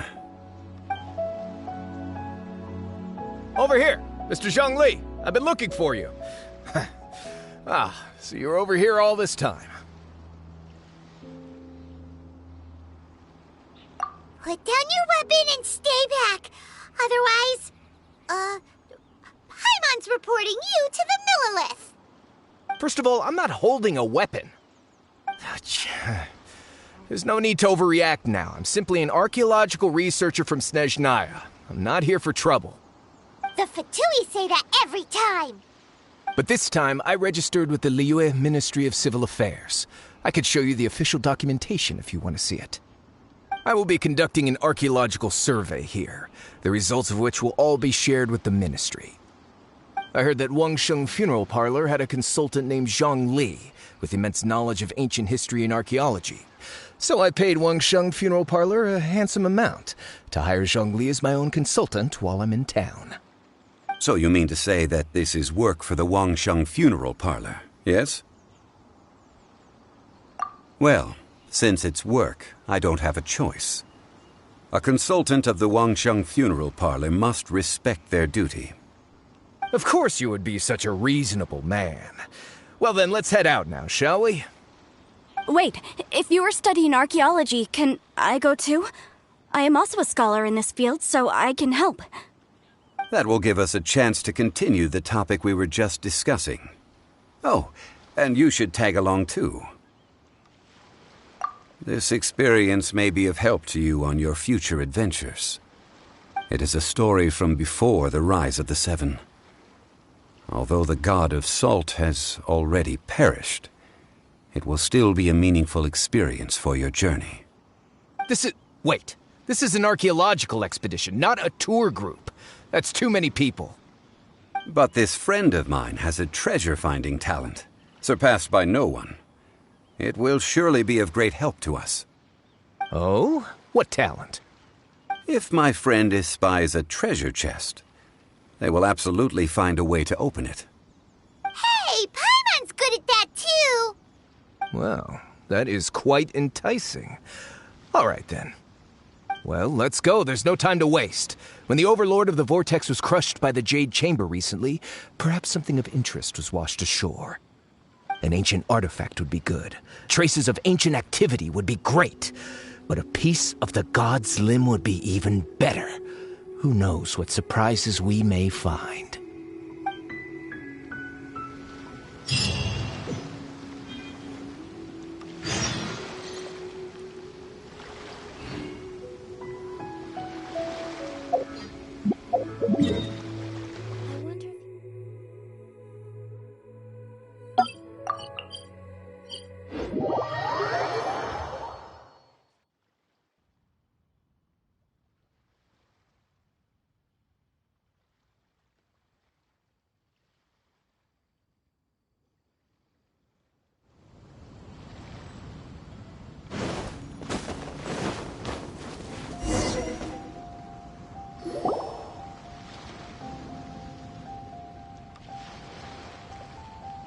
This place looks so ordinary. Can we really find anything valuable here? Huh? Paimon thinks it looks really grand. I don't mean the scenery, but rather that there should be something out of the ordinary. A big battle did just occur and all, and I don't even know where to begin looking here. Guyun Stone Forest is actually the perfect place to be, if you wish to learn about the gods or the history of the Archon War. Legend has it that Rex Lapis threw spears made of large rock into the sea here, piercing and crushing the overlord of the vortex. After many years of wind erosion, those stone spears have turned into the unique rock formations we see now. These mountains were the Lord of Geo's weapons? What we see now is just the part of them that remains. The stone spears hurled by Rex Lapis all those years ago were much greater, both in number and in size.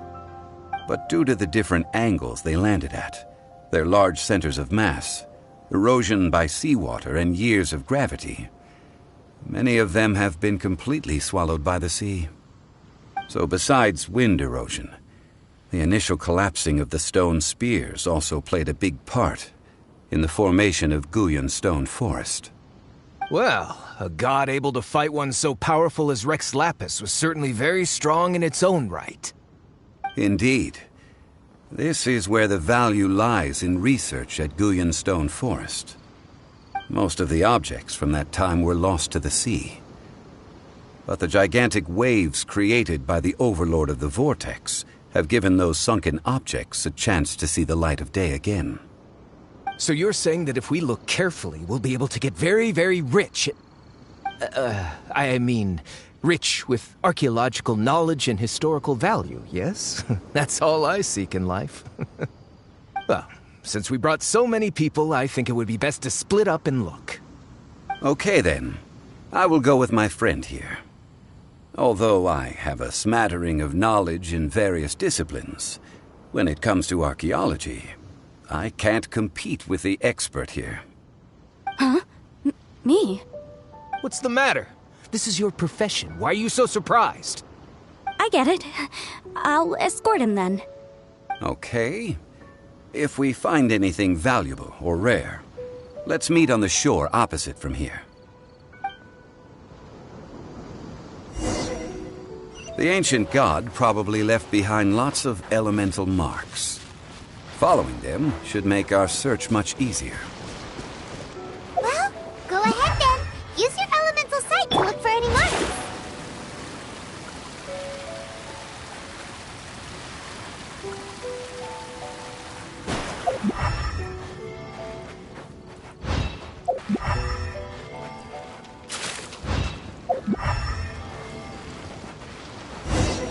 Delve into destiny!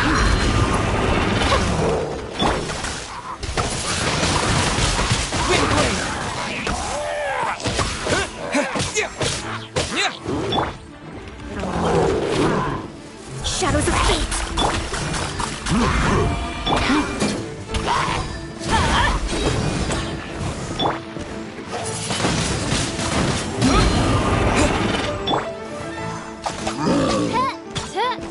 Oz, reveal thyself!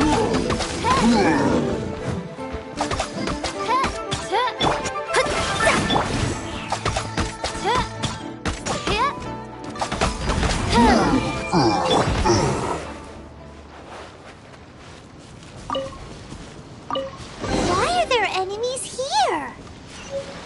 Guyun Stone Forest is a place where a god was defeated, and its remnants still affect the area to this day.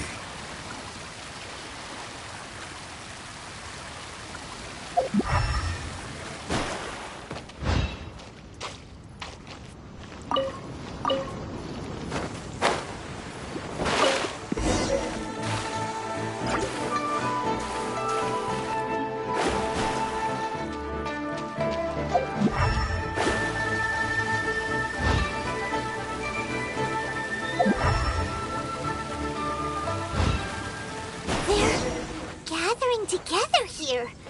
But why? See that object in the center? Perhaps it emits the remnant strength of the god. That would certainly attract them. The hydromanic monsters. I have a contract, and must put my personal feelings aside. Go ahead. Defeat them, and recover the relic.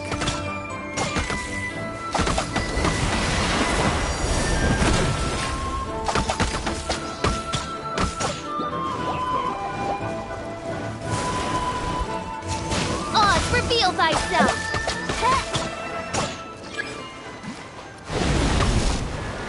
Shadow Raven, let night fall!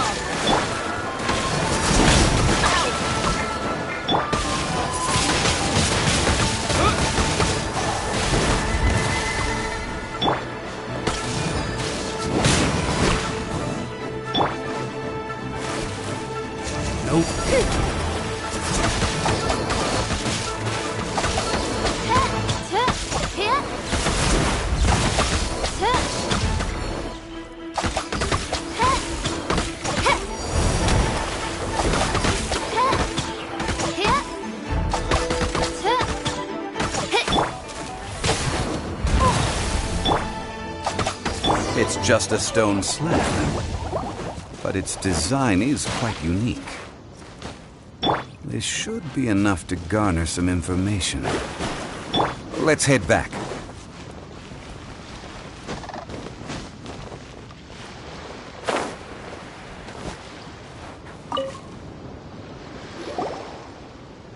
You call yourself a scholar of archaeology? You can't even recognize this or that. What are you good for? We all have our areas of expertise. I already tried very hard to explain. Oh, stop arguing! What in the world happened? This girl just keeps bragging about how she's an archaeologist, but she doesn't even know anything about the surrounding ruins. I even know more than her. She left me to rely solely on guessing, experience, to find anything valuable to take back. Ugh, what a waste of time. I've just been researching the God of Salt, so I'm not familiar with sea relics. Is that so strange?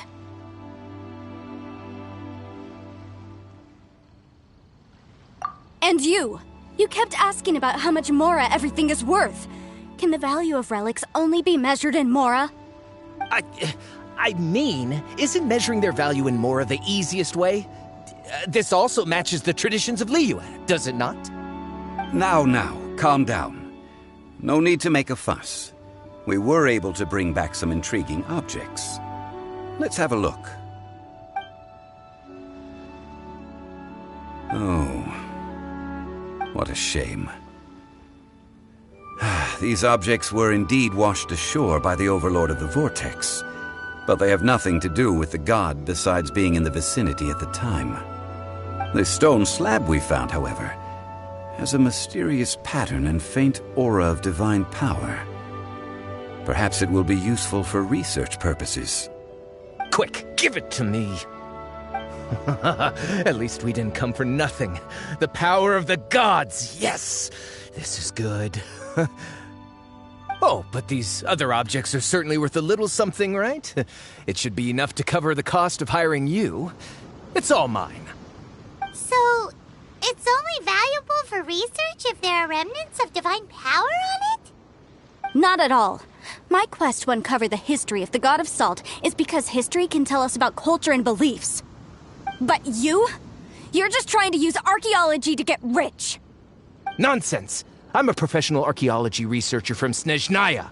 I swear, if I'm lying, may the Lord of Geo strike me down. Oh, by the way, you probably don't want to sell that teacup. Oh? Why's that? That's not an ancient teacup. It's part of Ningguang's collection. It must have fallen here along with the Jade Chamber. So unless you want to mess with the Qixing... Ah, I see. What a shame. It was of such high quality, too. See? You do want to sell these objects! But, so what? Why can't I pursue wealth both intellectual and material? Don't be so simple-minded. All right, then. No need to stay here any longer. I'm rather quite intrigued by the God of Salt, too, actually. Let's go to Saltarai next.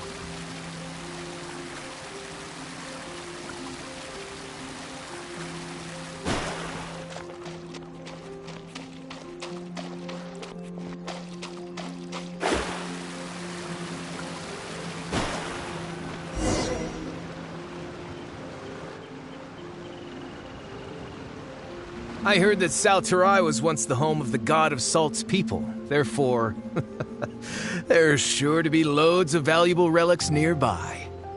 According to legend, the people of the god of Salt, Havria, enjoyed prosperous lives under her protection. But this legend has been around for ages. With the countless scrap collectors and treasure hoarders in the area, there probably aren't many valuable things left here. Oh, good. That's just great. If I knew it was picked this clean before, I wouldn't have come. About that, I know there's a ruin deep in this cave here. It's related to the god of Salt, which is actually how the area originally got its name of Salterai. However, the ruin entrance has been sealed by a mysterious power. Nobody has been able to break the seal. I found a mechanism that seemed to be related to the seal, but when I undid the mechanism, the seal wasn't affected at all. So at the moment, the seal's origin and how to break it are very important topics in my research on the god of Salt. I don't know, there's no concrete evidence, but I'm pretty sure the seal is meant to hide some kind of long-forgotten truth. The god of Salt was a benevolent god, adored by the people, not to mention powerful. She wouldn't have any kind of shameful secrets to hide. So, the one who wants to hide some truth is very possibly her killer, Morax. This doesn't sound like something the Lord of Geo would do, though. Who cares about all that? It sounds like countless treasures of the god of Salt lie within this ruin, just waiting for someone to find them, right? You weren't listening at all, were you? Ugh. Even if there's a mountain of treasures inside, nobody can get in if the seal isn't broken. Ah, but we have the illustrious Mr. Zhongli with us. He looks like he knows just about everything. A little seal shouldn't be any trouble for him. This seal seems to be quite ancient. Even Mr. Zhongli may not know all of its secrets. I may know something about it. What? Over the years, I've heard various rumors with bits of knowledge about seals. Although their references seem rather disorderly, they do in fact contain the secret to breaking seals. Let's go take a look at the mechanism Miss Wanyan just mentioned. Okay, since Mr. Zhongli says so, follow me then.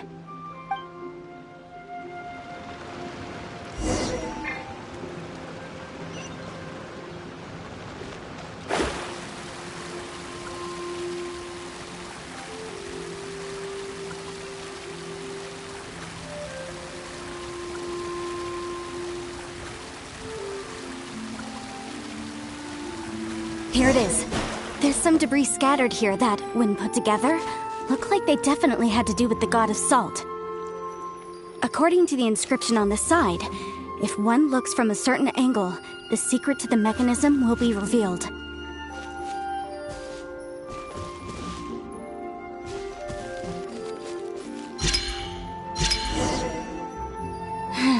See that? Although we activated the mechanism, nothing happened to the seal. That's because there's actually another mechanism that must be activated. Another? Let me lead the way from here. This place seems familiar. Huh, I remember. I think there's some elemental monuments here. So you're saying they're related to all this? When I investigated the seal last time, I had someone with a vision accompany me. But when we lit up all the elemental monuments, nothing happened. That's because you don't just need to activate them at the same time, but in a certain order as well. Otherwise, the seal will not be broken. The secret to this puzzle is hidden in the legends about the Archon War. Tianheng in the south, Yaoguang in the east, Jueyun in the west, Qingce in the north. All desolate and devoid of life. Liyue is vast, yet even one haven is hard to find. To the north, to the east. Do the people of Liyue always talk in riddles? I think I've heard this saying before. Certainly you have. And the contents of this saying are also related to the god of Salt. To provide a haven for her people, whose lives had been ravaged by the Archon War, this benevolent god searched all across Liyue. At that time, with the chaotic fires of war engulfing the land, even one sliver of peace was a luxury. and that haven she eventually found is right here. Today, it is known as Sal Turai. How sad then. In the end, this peaceful place was destroyed by Morax. Okay, enough with these ancient stories. Now that we have the clue, hurry up and break the seal.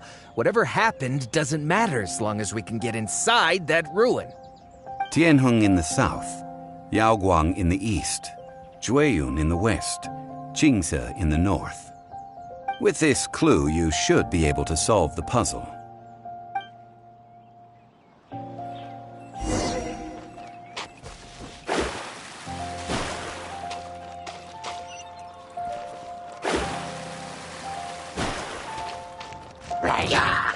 Shadows of fate!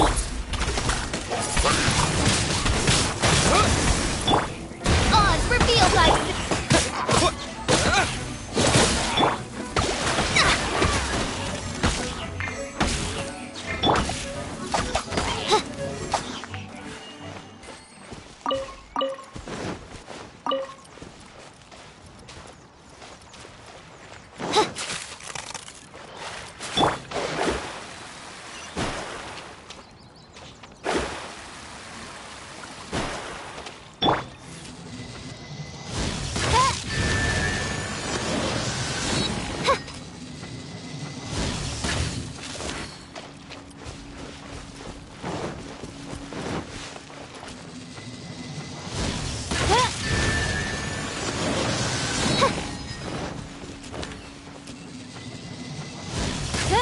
Tianheng in the south, Yaoguang in the east, Jueyun in the west, Jingze in the north. The directions are the clue. Give it another try.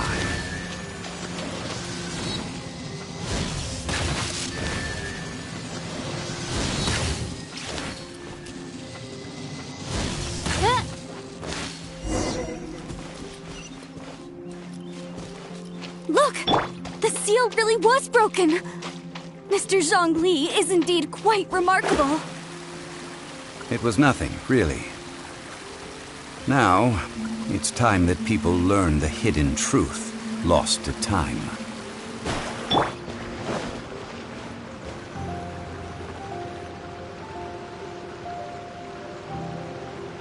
Before entering the ruin, I have a proposal that will help us prevent the kind of senseless arguing between you two that we saw at Guyenstone Forest. Okay. What is it? I propose you two agree upon a contract, stipulating that we alternate who gets claim to each treasure we encounter, with only one object permitted per claim. To show my sincerity, I won't be taking any treasure. This will just be between you all. Hey! Don't pass an opportunity like this up so easily! I don't agree. I mean, you want me to split the treasure with this amateur archaeologist? No, absolutely not. I don't agree either. He will only defile the precious relics left behind by the god of salt. I can't accept this. Well then, if the contract is not agreed upon, I will no longer serve as your consultant on this expedition. You will have to rely on your own experience to find whatever treasures are hidden in this ruin, as well as traps. You have the audacity to demand this! Okay then. Even half of the treasure in the long-sealed ruin of the God of Salt should be enough to make a fortune. If you want me to agree upon this contract, so be it. I just have one request, Mr. Zhongli.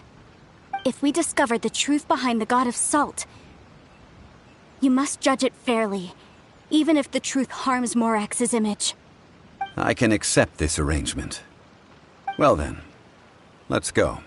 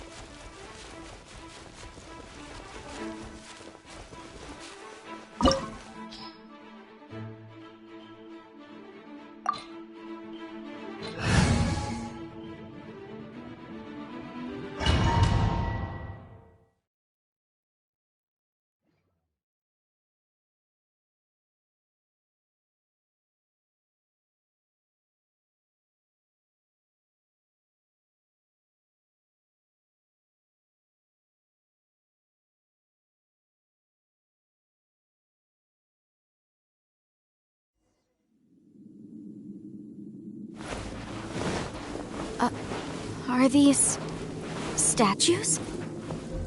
No. These are people. Ugh. They were probably followers of the god of salt. How did they become this way? What in the world is hidden deep in this ruin?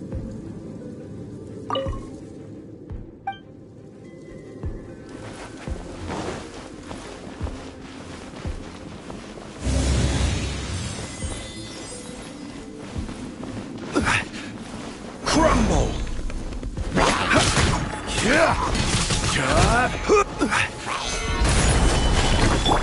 Shadows of fate! Odds revealed by...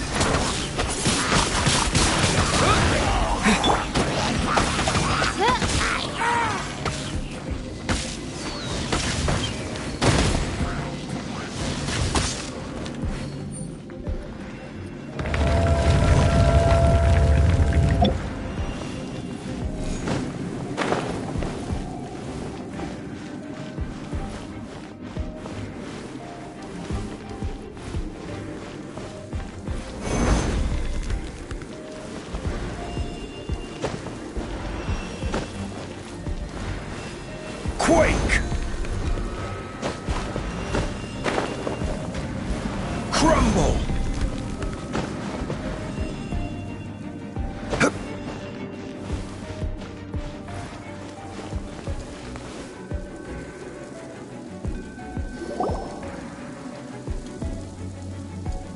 Look at this! It's filled halfway with salt. Oh, it just looks like a fancy salt holder. Seems like the god of salt was a god lacking in treasures. According to my knowledge, it's no ordinary vessel. Although it is only half full, it is also forever half full. That is to say, it is bottomless. What? You're saying that even if I pour the salt out, the amount inside won't change? Exactly. Able to produce endless salt. The god of salt is powerful indeed. Finally, after all that effort, I've found precious treasure. I claim this as mine. I just need to pour the endless salt into 1,000 or 10,000 bags. I can sell it and make a fortune. Hey, how can you use a relic of the god of salt for such a shallow pursuit? If Mr. Clement wants this salt chalice, then the next object we find will belong to Miss Wanyan, according to the contract agreed upon. Of course, as we agreed. But how can anything be worth more than this rare find? Since we have a contract, it's no use for me to fight with him. Then let's move on, shall we?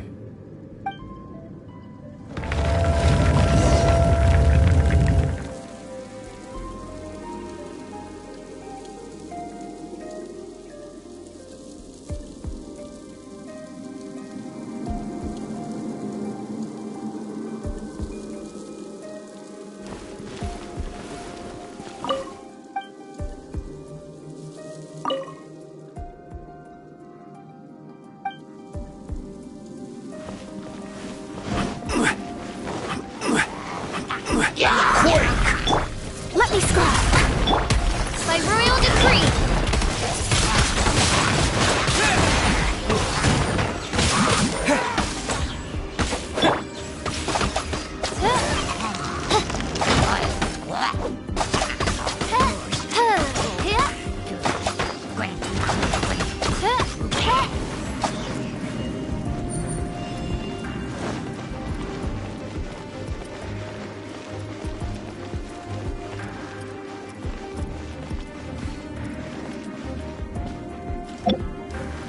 Quake!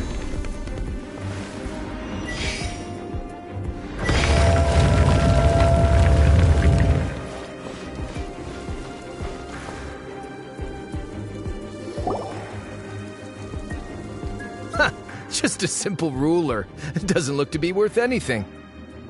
This, if I remember correctly, this is some kind of measuring tool. Indeed. But the god of salt imbued it with another power. When you stick this ruler in the ground, the surrounding area will become covered in salt, much like a rising tide covers the earth. The deeper it is stuck in the ground, the more salt will appear. It is essentially a bumper harvest of salt. That's even better than the salt chalice! Well then, according to our contract, the salt ruler goes to Miss Wanyan. No, unacceptable. I paid for and organized this entire expedition. Why should I get the short end of the stick? And this girl has been useless. Why would she get anything? Oh boy, here we go again. So you are saying you want to break the contract? So what if I break it? Now that I've seen how the mechanisms in this ruin work, I no longer need you. Let's not forget who hired who here. Why should I let you make the rules? Because you agreed to a contract. Rex Lapis once said, "Ones who break their contracts shall suffer the wrath of the rock." That is one of your Liyue gods. I am from Snezhnaya. I will suffer the wrath of the rock. You may find it rather unpleasant. Pay your dues. Quake! I will have order.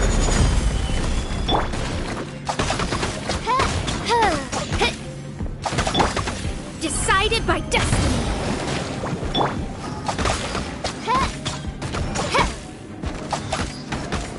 Odds reveal thyself.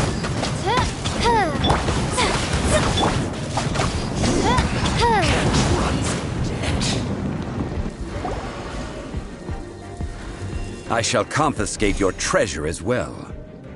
You are not worthy to continue any further into the ruin. Leave this place. Oh, darn you! Just you wait.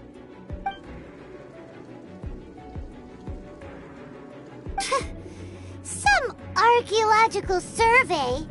He could only pretend for so long. Hey, Paimon likes Mora, but Paimon doesn't do bad things. Clement's wrongdoing stemmed from greed, yes. But besides greed, there are many other things that may tempt us to break contracts. When people see the object of their dreams, how many are really able to control their desire and follow the contract? I think we should be honest with each other now. Huh? Be honest about what? That in truth, not a single member of this archaeological expedition came here for archaeology. Why do you say that? Miss, you lack even the most basic archaeological knowledge, and can recognize naught but a few simple relics. However, you are an expert when it comes to anything regarding the god of salt. You aren't interested in archaeology or relics. What you're really interested in is the god of salt. I believe those legends about the god of salt that you mentioned on the Pearl Galley are passed down between generations at Yinyuan Hall. Okay, that's enough. Sir, you are indeed a man of great knowledge and talents. I seem to have been right to seek you out once I plucked up my courage. You're right. I'm not a scholar of archaeology. I come from one of the 8 trades under the jurisdiction of the Chising, Yinyuan Hall of the salt industry. Our ancestors were those protected by the god of salt all those years ago, when the Archon War engulfed the land in chaos.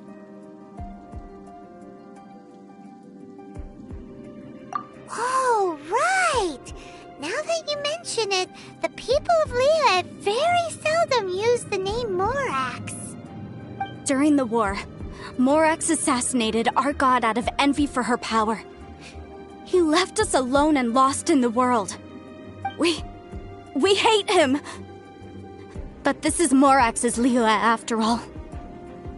And its history is written as he wishes.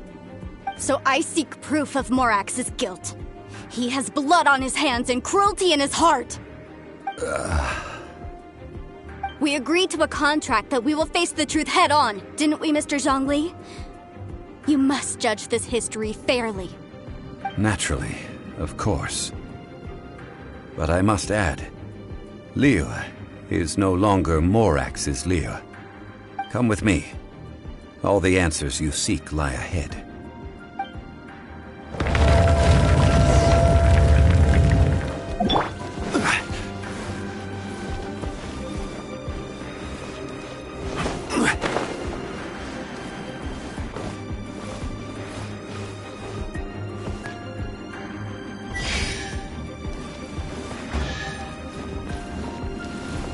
Quake!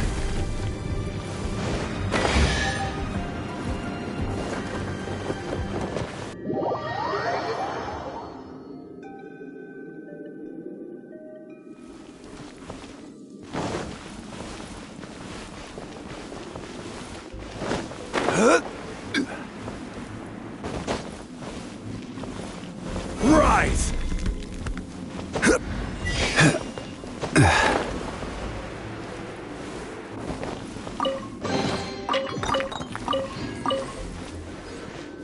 Quake! Rise!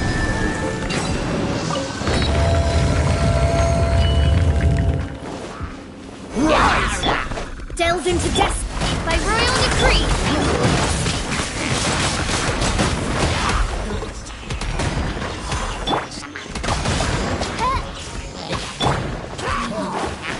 Delve into destiny.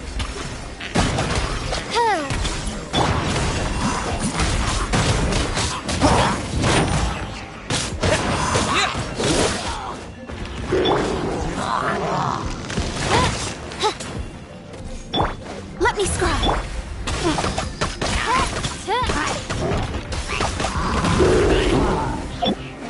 Rise! Order guide you.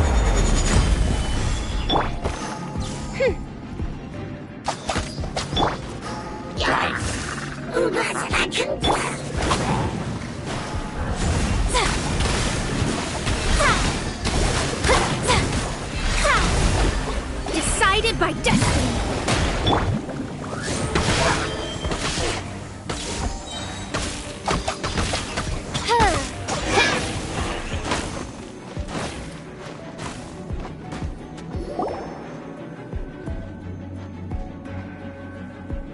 This is a sword? Aha! It's a broken sword! This is proof! This proves that the God of Salt had to fight back against the evil Morax. But sadly, she was defeated. The power of this sword surely is much greater than that of the Salt Chalice and Salt Ruler. If we can repair the sword, then we can show the world the mighty power of the God of Salt.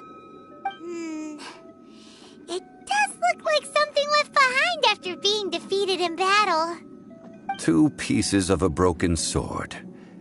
From an archaeological perspective, these are 2 separate relics. According to the contract, you can only claim 1. Why? We were alternating claims to treasure, true, but Clement is no longer here. Yes, but the only 1 object per claim clause still holds true. You cannot take 2 relics at the same time. This logic! Zhongli, she seems like a good person, and no one is fighting over the treasure. How about you let this one slide, huh? When there's a contract, nothing can be allowed to slide. If the contract is not followed, then it is broken. No! If I only take 1/2, then it can't be repaired, and the power of the God of Salt cannot be restored. No matter what, I must be faithful to her. Even if it breaks the contract, I don't care. So you are already decided? Then there is a price to pay for breaking the contract. Zhongli! That is to say, you consign yourself to suffer the wrath of the rock. That's okay. The God of Salt gave up her life to protect her people. My sacrifice is nothing compared to that. Punish me however you want. Just let me take this proof of my faith. No, you can't hit her! Perhaps that punishment would be easier for her. But, as punishment, I will tell you the truth. Huh? The truth? You mean the truth is my punishment? Yes. The truth that I am about to tell you shall be your price to pay for breaking the contract.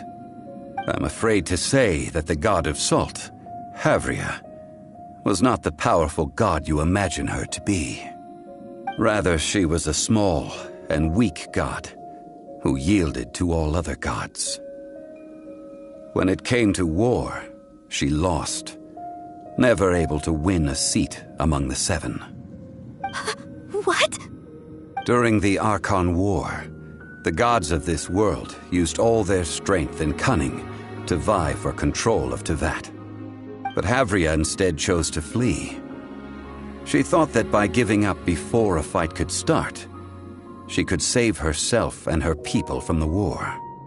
However, during such a long war, there is no end to the advances of aggressors.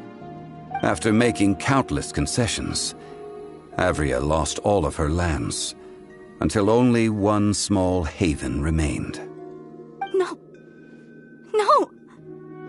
It can't be so. In her last days, she had not even a single blade to defend her people with. Not even a single blade? Then... this sword... This sword is not a relic belonging to the god of salt, but is instead the murder weapon used to kill her. Murder weapon? No!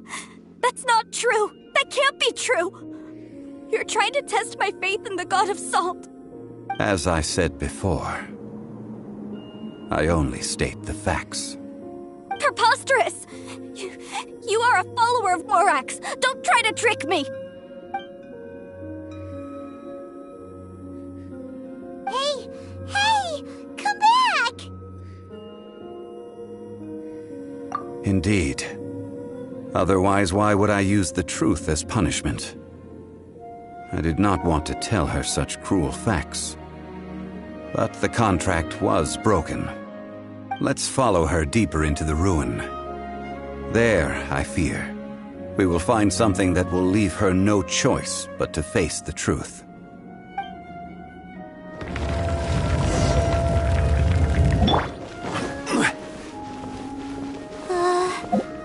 Are these statue thingies running? What will we find ahead? Salt. And betrayal.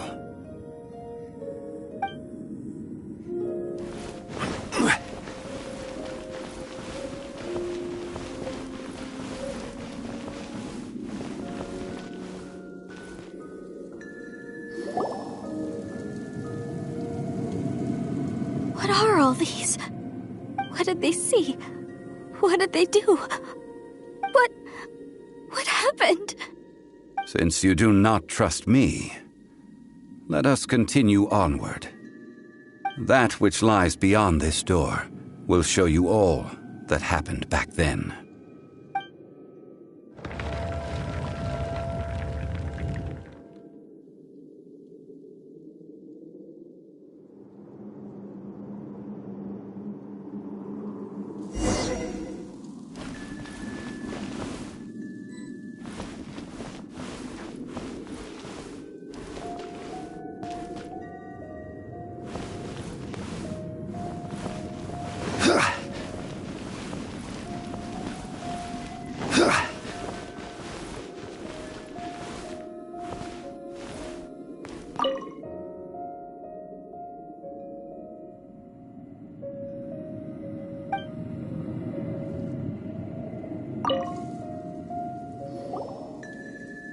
This is the scene of the crime.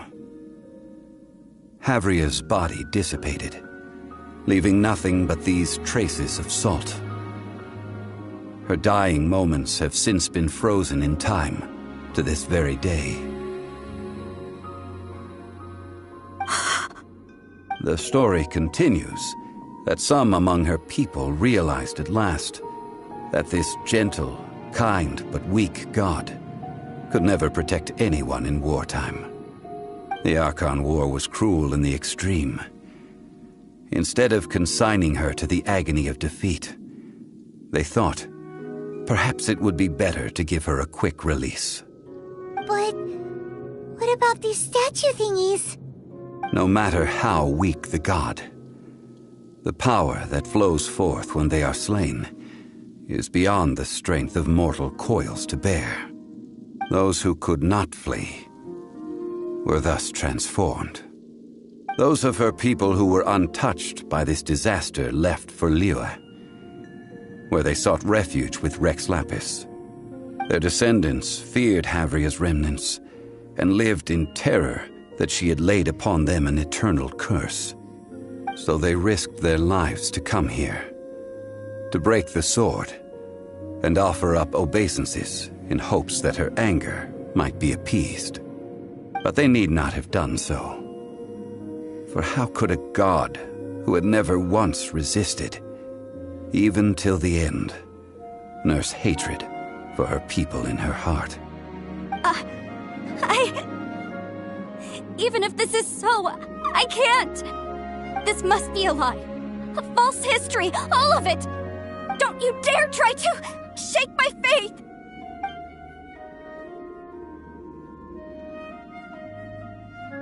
Yikes. Zhongli didn't show any mercy this time either. This is the price she must pay. Yet I would not call it a bad thing.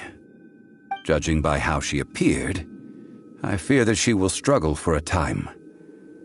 But even if she may not escape that struggle immediately, simply recognizing the truth is good enough for now.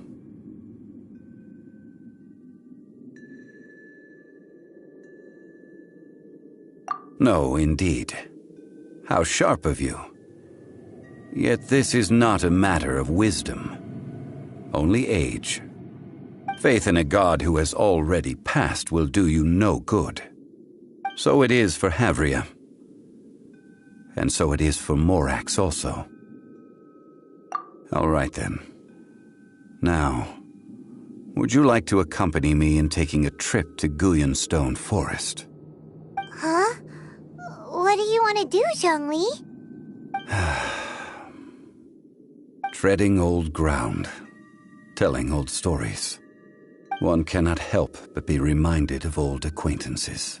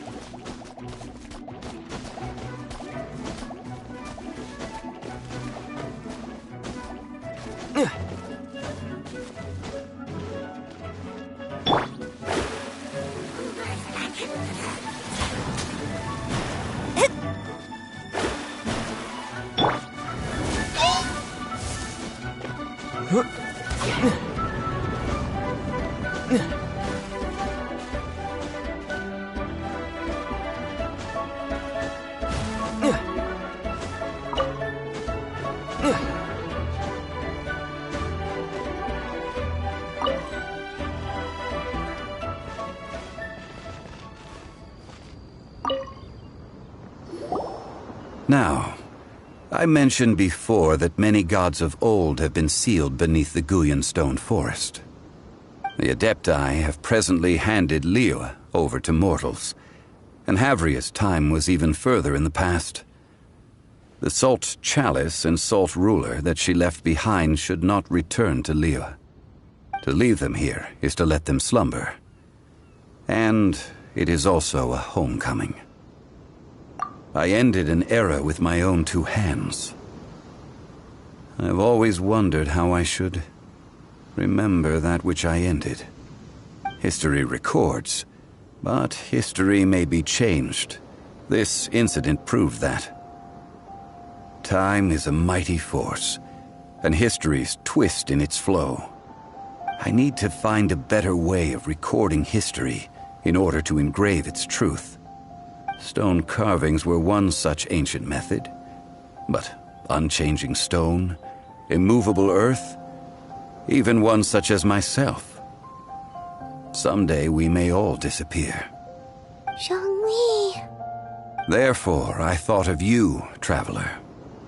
You are one who crosses the celestial atlas, and who passes through countless worlds. If our history is engraved in your memory, it will one day accompany you into another world. As long as a traveler like you is able to record what happened, then a backup of sorts will exist for times and tides of Teyvat.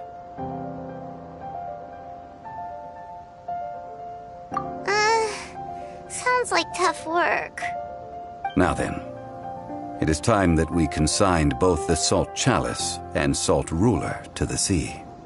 Huh? Why do we need to throw them into the sea? As I said before, this is the place to which the remnants of many bygone gods are consigned. This includes Osial, Overlord of the Vortex, who the Jade Chamber most recently returned to this ocean prison.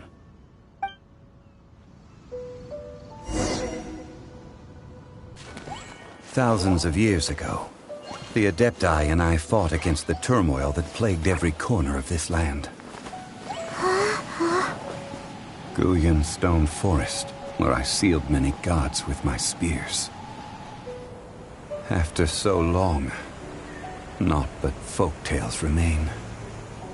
Osial, you and I were foes, but our ancient grudge is but a bygone memory now.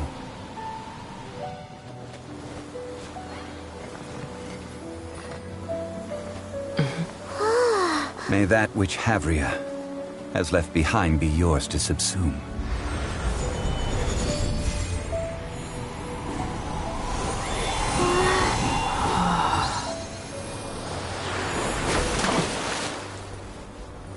And thus another spark of divinity departs from Liyue. My legacy shall now be left to those who come after to debate.